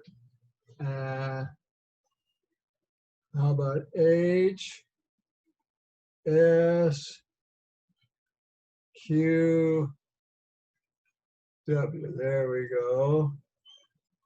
We'll make a nice table of values.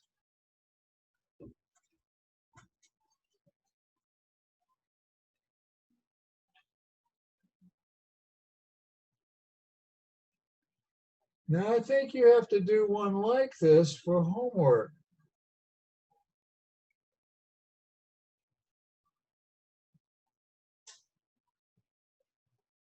In fact, here, let me double check on this.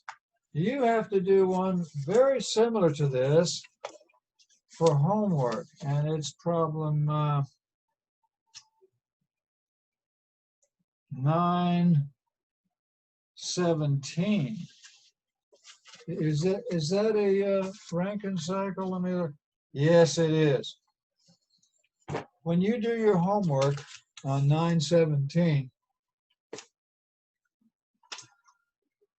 I forget when it's due, but it tells you when it's due. It's right there on Blackboard. I want you to make this property table. Now let me put the units in here. This is a kilopascal, cubic meters per kilogram. And why don't we go with Kelvin? Does it give you Kelvin? Let me see what it gives you. And no, it gives you Celsius, doesn't it? Well, maybe we should do Celsius. We'll stick with what they gave us. Now this is kilojoules per kilogram. Kilojoules per kilogram Kelvin. This is kilojoules per kilogram and kilojoules per kilogram. There we go. We'll put them in brackets. I like to put my units in brackets. There we go.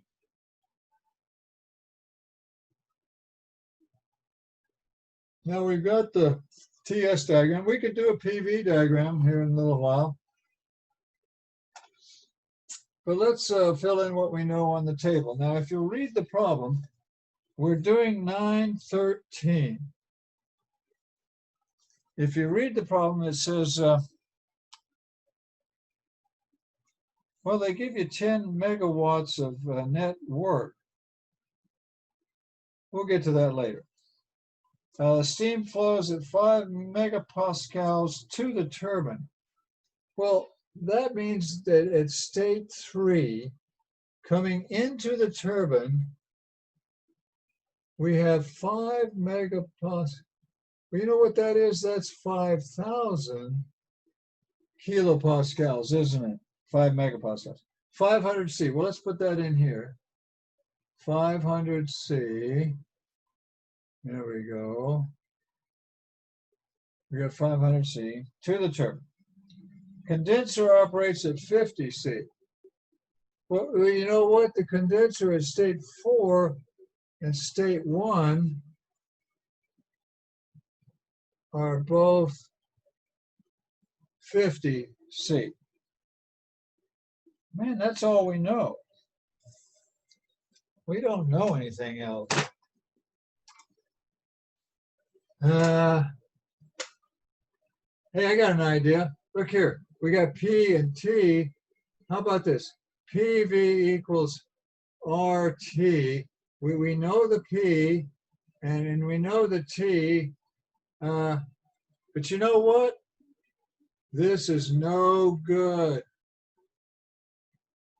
We cannot use that to find that little v there. Now, let me ask one of my wonderful students why that is no good. I'm going to ask one of my wonderful students. Well, some of you are gone. We only have the die-hard enthusiasts that are sticking with me. Bless you guys for sticking with me. Let's pick on Parker. For sticking with me, your reward is I get to pick on you. Parker, we can't use this equation to find out, see, P3V3 equals RT. It's no good. Here, let's put a skull and crossbones on it, Parker. You may not use that equation. It is taboo. Why? Why can you not use that, Parker? Because it's not an ideal gas. Exactly. Good going. Good going. It's not an ideal gas, so you can't use that. Parker, what do you do if you can't use the ideal gas? What do you do? How do you find this specific volume at state 3, Parker? If you know the pressure and the temperature, how do you find it? You use the tables. You use the tables. You know what? I think Parker's catching on. Okay, well, let's go back here to the tables and water and look up 5,000 kilopascals. I'm trying to find 5,000 kilopascals. Okay. I found it. 5,000 kilopascals, 500 C, and it says there the specific volume is, I'm getting an answer of 0.06857. 857. I want you to see if you can find that. I'm on table B.1.3. Can you find it? Did I get it right?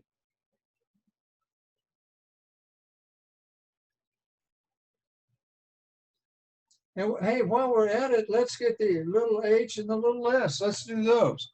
The little h is going to be 3, 4, 3, 3, 76. I should have made those squares bigger, or those rectangles bigger. And the little s is 6.9758.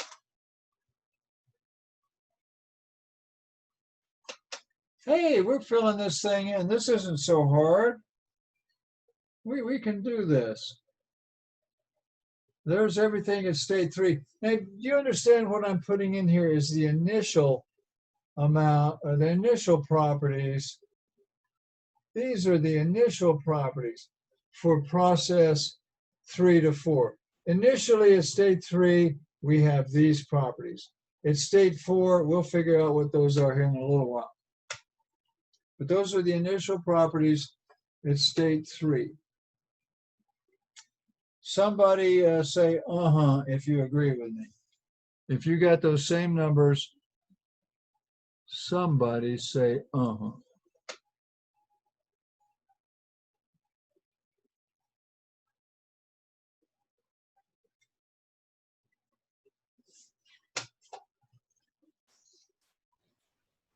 Yeah.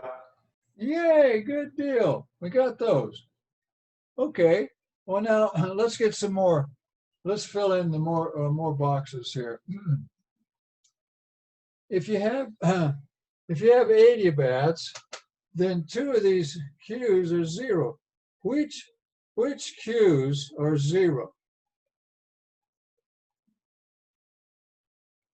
There's two of these heat transfer per mass that are zero.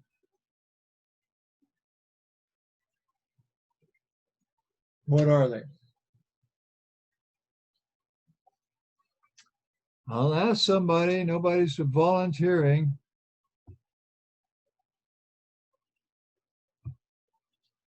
I'm always picking on Stuart. Stuart, which one of these little Q's here are zero, Stuart? 1 to 2 and 3 to 4. Good going. 1 to 2 is zero because it's an adiabat. Actually, it's an isentrope. What it is a reversible adiabat, but it's an adiabat. And like Stuart says, 3 to 4 is a zero. Good going, Stuart. Okay, well that's good. What else? Well, we got a lot more boxes to fill in. Now here's the dirty little secret, guys. If you have an isentrope, then going from 1 to 2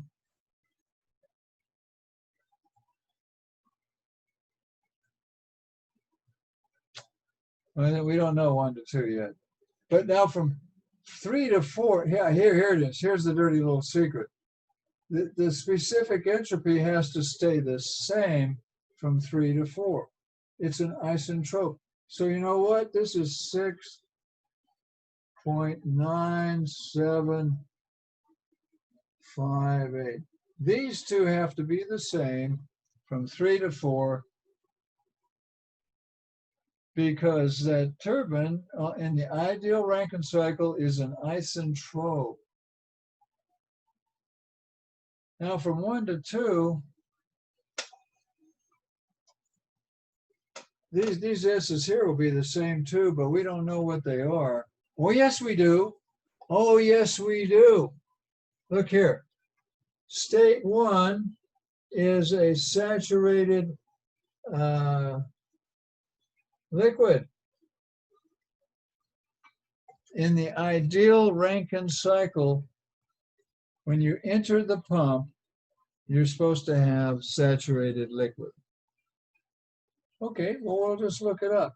At 50 degrees Celsius, go to your tables and help me find 50 degrees Celsius. And I'm looking up 50 degrees for water.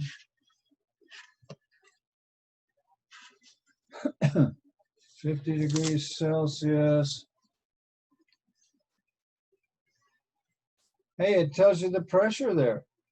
If you got 50 degrees Celsius, this pressure is 12.35. 350. You just look it up. Saturated liquid at 50 degrees Celsius. And you can get the specific volume too. It is 0.001012. 1012. So we got that. Hey, we can get the specific enthalpy too at 50 degrees Celsius. Saturated liquid. I'm getting 209.31. 209. You really need to go to your tables and see where I'm getting these numbers. And the specific entropy at 50 degrees Celsius is 0.7037. 0.7037. I'm going to pause and give you maybe half a minute for you guys to see if you can find those so that you'll feel happy about it. See if you can find those.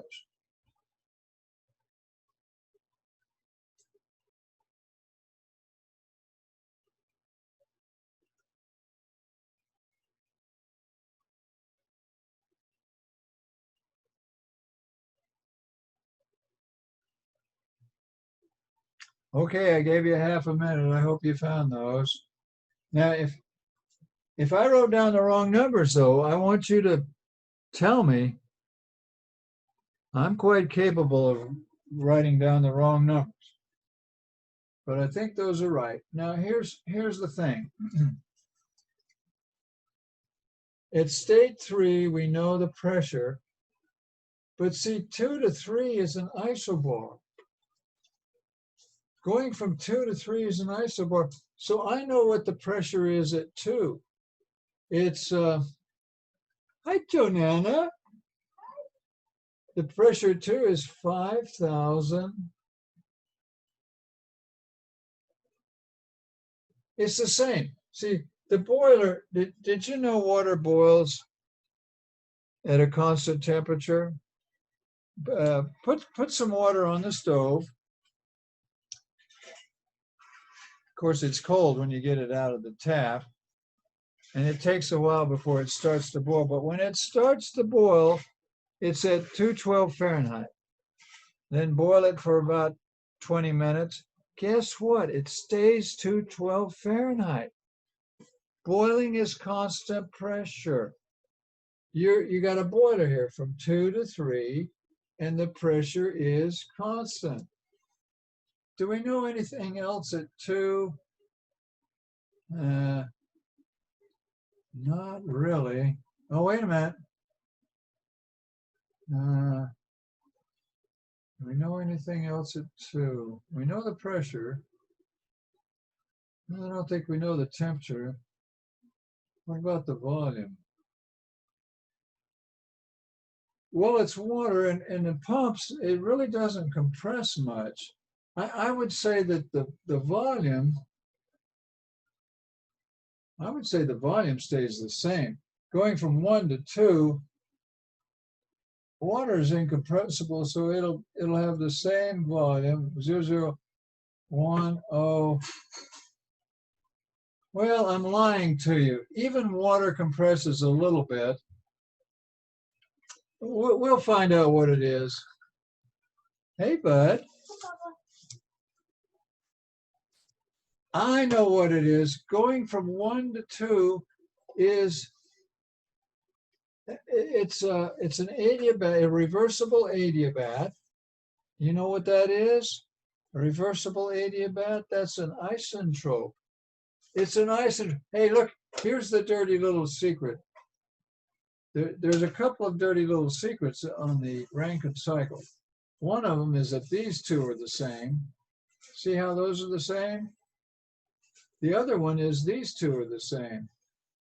7037. They have to be the same because it's an isentrope. You remember what isentropes are?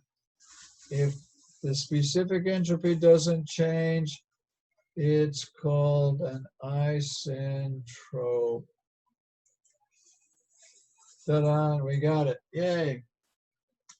But where is 2? Well, state 2 is in compressed liquid. Compressed liquid. Well, let's go to the compressed liquid table. Flip through your tables till it says compressed liquid. Hey, I just found one. Now what we need is compressed liquid at 5,000 kilopascals. But what we want is 0.7037 on the specific entropy. Oh, they don't have it. Well, here's what they do have. This is This happens to be table B.1.4. It's a little different table. I'm on table B.1.4 right now. And at 60 degrees, what I'm really interested in is, well, I'm interested in all of these, really. At 60 degrees,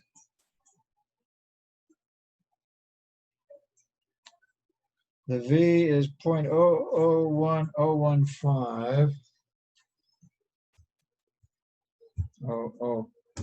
1015. Specific enthalpy is 255.28. Specific entropy is 0.8284.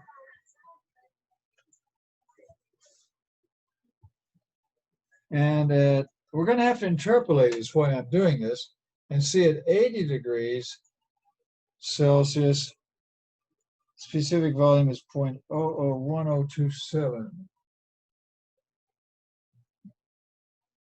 It didn't change much. Water is basically incompressible, but even water does compress a little. And then the specific enthalpy is 338.83. 338.83. The specific enthalpy, specific entropy, I don't want to get those mixed up, is 1.0719. Okay, supposing I wrote down the right numbers, see what we're after at state 2 is I'm goofing up here. I got the wrong numbers here, don't I? Okay, scratch what I did. Guys, I goofed up. Let me redo this. I'm going to put the 60 here.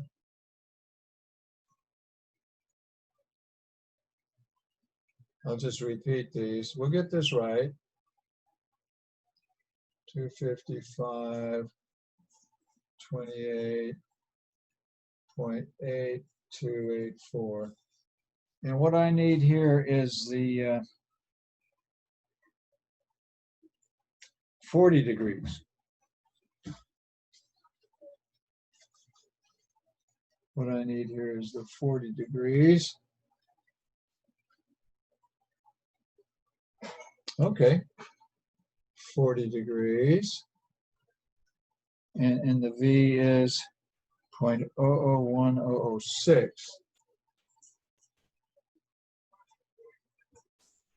Did I get that right? Yeah. And the H is 171.95.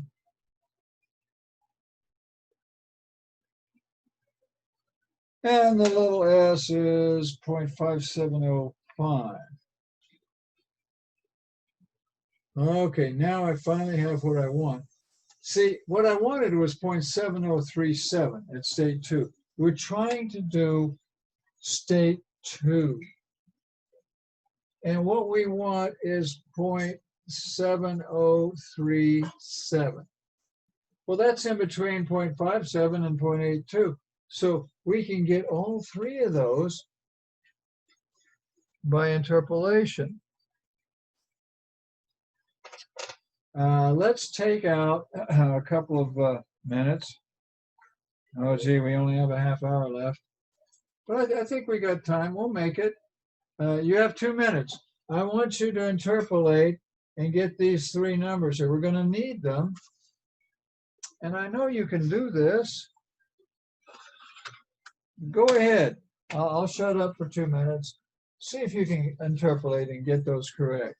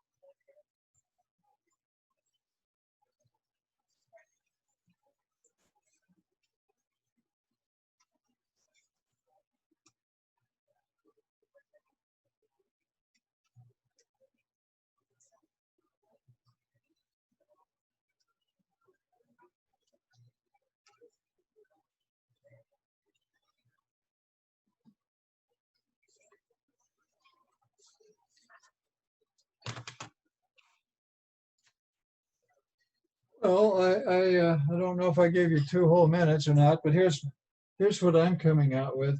I'm coming out with 50.33.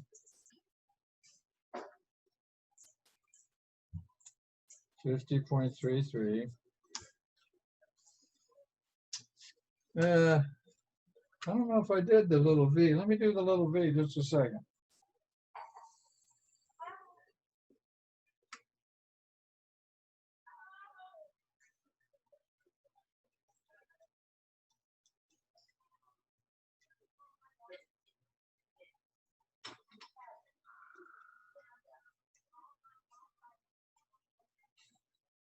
I'm getting 0.001011. Rounds off to 1, I guess.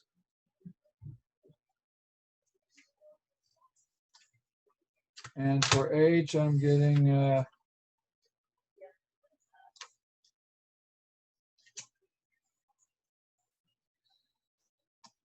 214.99. Well, that's what I got, guys. And let's put those up in here now. This is a 0.001011. Well, now wait a minute. Yeah, that's right. It got a little small, not much. See, when you compress water, it's basically incompressible, but it does get a little smaller. You know, solids compress. If you take a solid and you, guys, we're putting a lot of pressure on here. We're starting with 12 kilopascals, and we're upping the pressure in that pump to 5,000 kilopascals. It didn't hardly make any difference at all, but it did a little. From 12 to 11, it got smaller. Yeah, the volume got smaller a little bit. Now here's the interesting thing. The temperature doesn't change much. Well, when you compress that water, it really doesn't get hot. It's not like gases. When you compress a gas, they get hot. You guys know that. But when you compress a liquid or a solid, it doesn't really make it hotter much. Maybe a tiny bit. It got a little warmer. But see, when you go through the boiler, look at the boiler really made it hotter from 50 to 500. There's a big difference there. But compressing it in the pump didn't make it that much hotter. And then the specific enthalpy is 214.99. Hey, we're doing great. Let's get these values here, and we'll finish our table. We still have 20 minutes left. Let's see how to do that. Well, we know 2 things. We know the temperature at state 4, and we know the specific entropy at state 4. So let's get the quality. Here's how to do it. The entropy at state 4 is equal to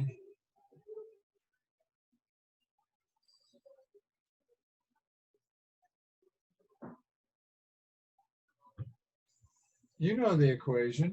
It's state 4. And see, we know what the specific entropy is at state 4 because it's an isentrope.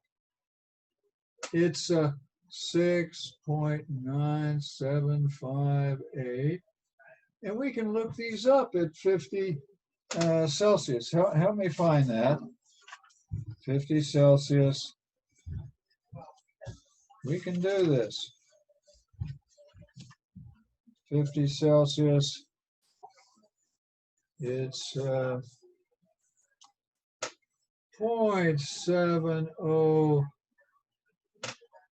0.337 plus your quality at state 4 times 7.3725. See, you can solve this and get the quality at state 4. Let's do that. So, solve that and tell me what the quality is. I'll give you, I don't know, 30 seconds. Give me the quality at state 4. On your mark, get set, go.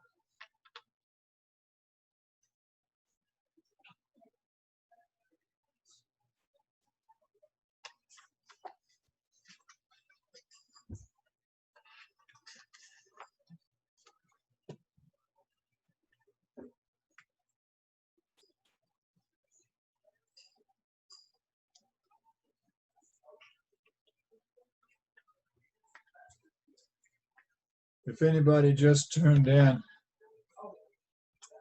we're doing a Rankine cycle. We're doing problem 913. It's exactly like the one you're going to do for homework for me. And for homework, I expect you to make this table. It's a property energy table. And we're going to fill in all the boxes. We still have 15 minutes. We'll make it. Now, I got an answer. I got an answer at 0.8507.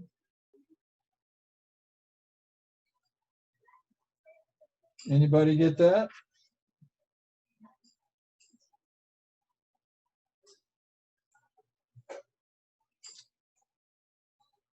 Well, once you get that quality, then you can find, oh, by the way, you can just look up the pressure. At state 1, at 50 degrees Celsius, the pressure is 12.35. If you have any trouble finding that, I'll be glad to tell you. It's table B.1.1. It's right there. We've got the pressure at state 4. Now to get the specific volume at state 4, here, let me make some room and we'll find the specific volume. Hopefully you don't need all this stuff here because you've been paying attention to me. We're at state 4 right now.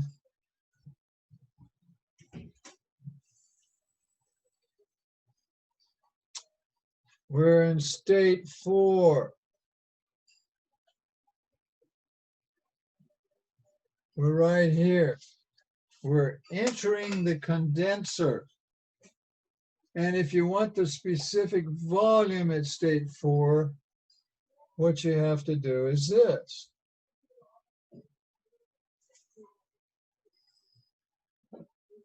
But see, we know what the quality is. It's 0.8507. And you can look these up at 50 Celsius. Let me write it out for you. At 50 Celsius, it is 0.001012. Well, we already knew that. Plus 0.8507 times 12.0308.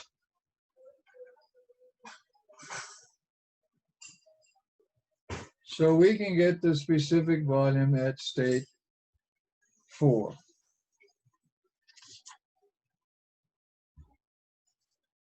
I did that and I got a specific volume of 10.236.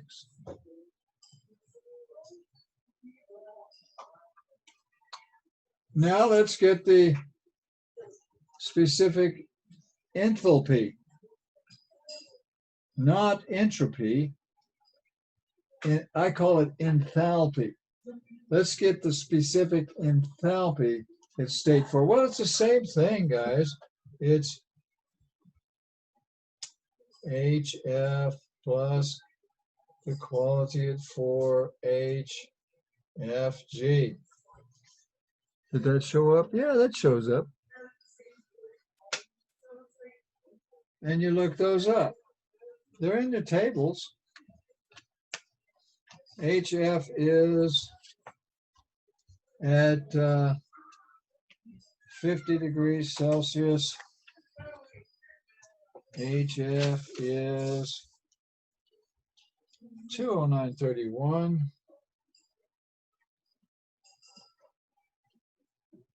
We know the quality, it's 0.8507. HFG is 2282. No, 2382.75. Now, this should give us the specific enthalpy at state 4.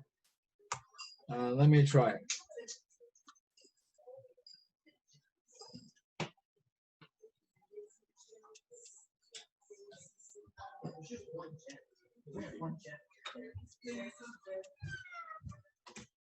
I wonder if that's what I got.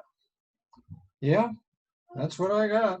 I'm getting 2236.3, 2236.3. Hey, we just have a few more boxes to fill in and we'll be done. Yay. Now here's how we're going to do these. Here's how we're going to do these. We're going to write the first law. But now, which first law do we use? Do we have any questions before we fill in these boxes? I'm listening. Any questions from anybody?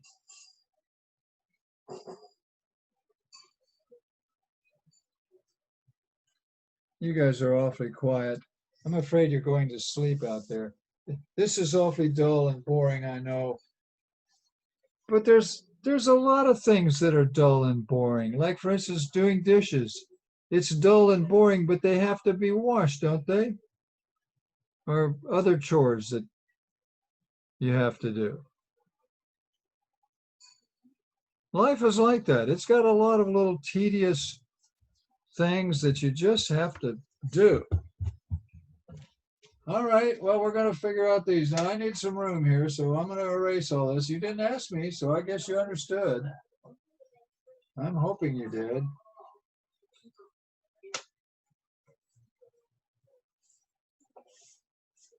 I told you that the Rankine cycle is important.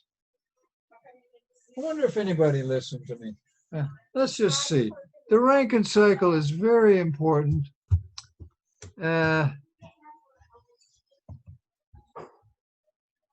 Parker, I'm picking on Parker. Parker, why is the Rankine cycle very important? Why is that?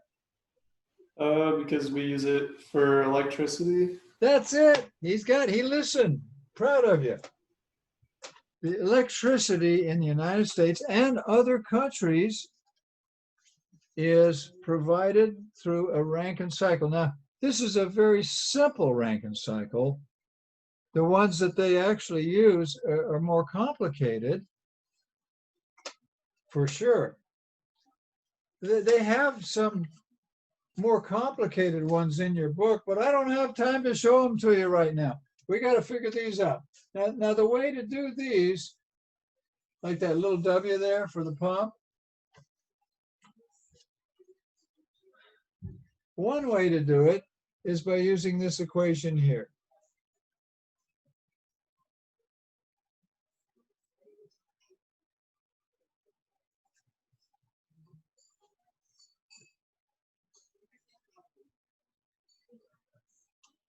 Now, since we're throwing out the kinetic and potential terms,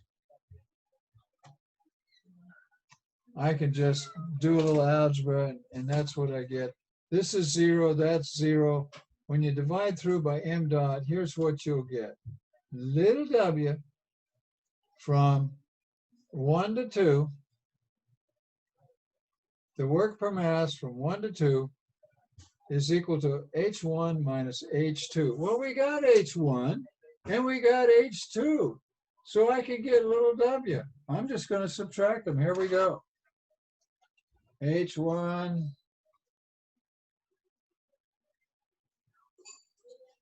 minus H2. And now I got a negative 5.68. The work per mass for the pump came out to be negative. I've told you this before. Compression work is negative. Expansion work is positive. You've got a pump. That's compression work. Pumps, look at the pressure. The pressure goes from 12 to 5,000. I would say that that's compression. What would you say? That's how come it's minus.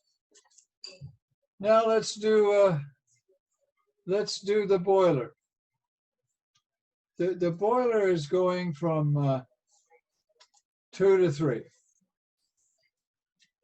2 to 3, the boiler. Now, how are we going to do that? Well, it's the same deal.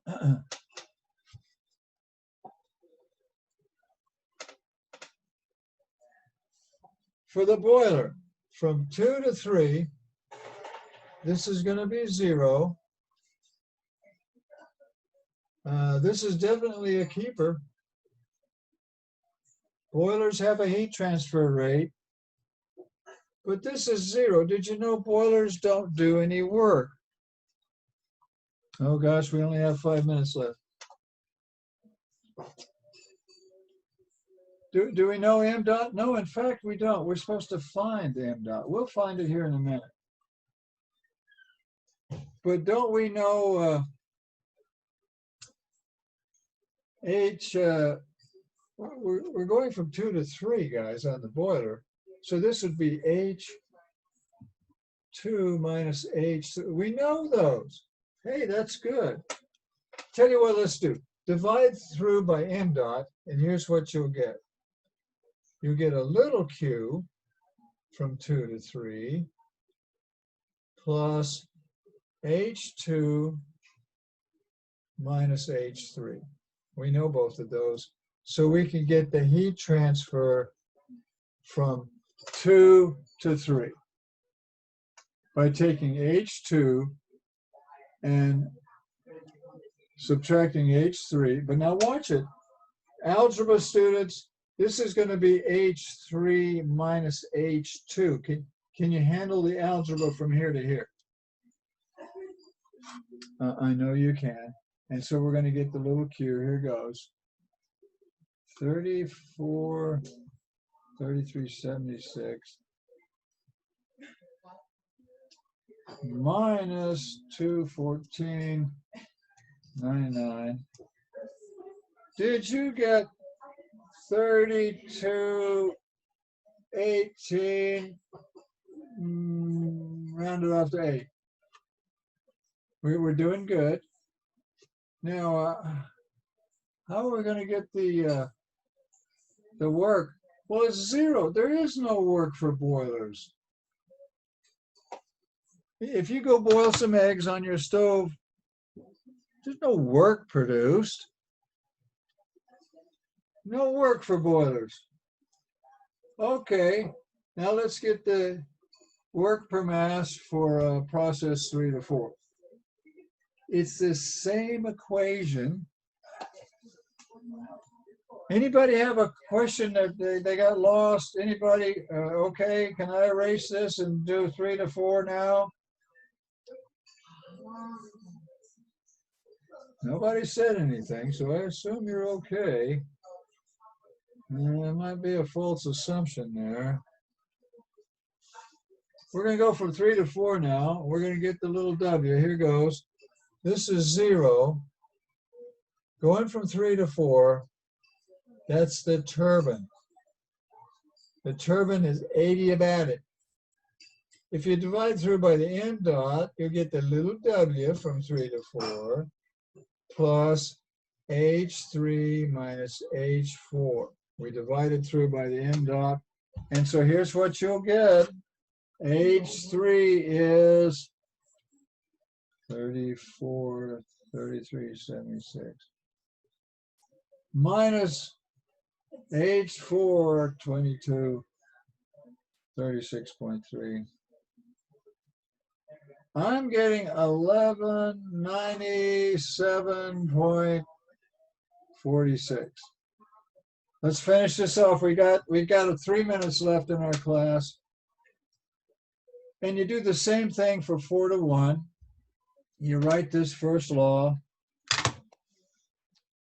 And you subtract. And from 4 to 1.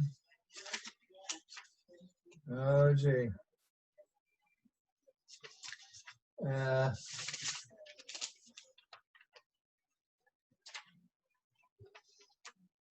Okay, from 4 to 1, make some room here.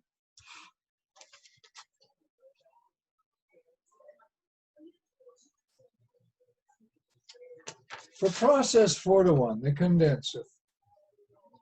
The condenser doesn't do any work. Put a 0 right there. And like I've shown you with that first law, you got to take the 209 minus the 2236. So here we go, 209, running out of time, minus 2236. I'm getting a negative 1248. Now rounded off to 0.2. Now, guys, these should add up the same. The sum of all the Q's in a cycle should equal the sum of all the little w's in a cycle. Let's add these up and see what happens. Take that, 1248.2, subtract it from 3218.8. Okay, I did something wrong there. 3218.8 minus 1248.2. Did you get 1970.6? Now let's add those up algebraically. 1197.46 minus 5.68. I didn't get the same thing, doggone it. Let me see. Let me see if I went astray here someplace.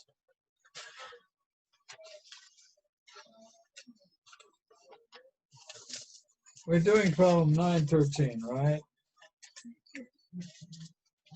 And I'm definitely running out of time here.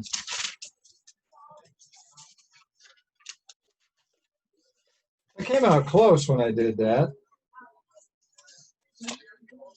Okay, here it is.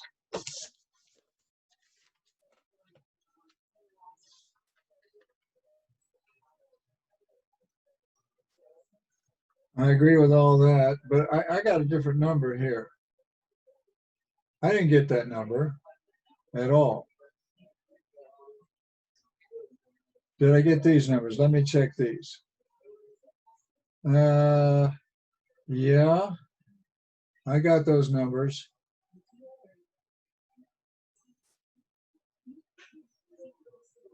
Yeah, I got those numbers. But this one here, I didn't get that number. I subtracted wrong, guys. I kind of got in a hurry. Now, when I added these up, here's what I got. I got 1192.1. And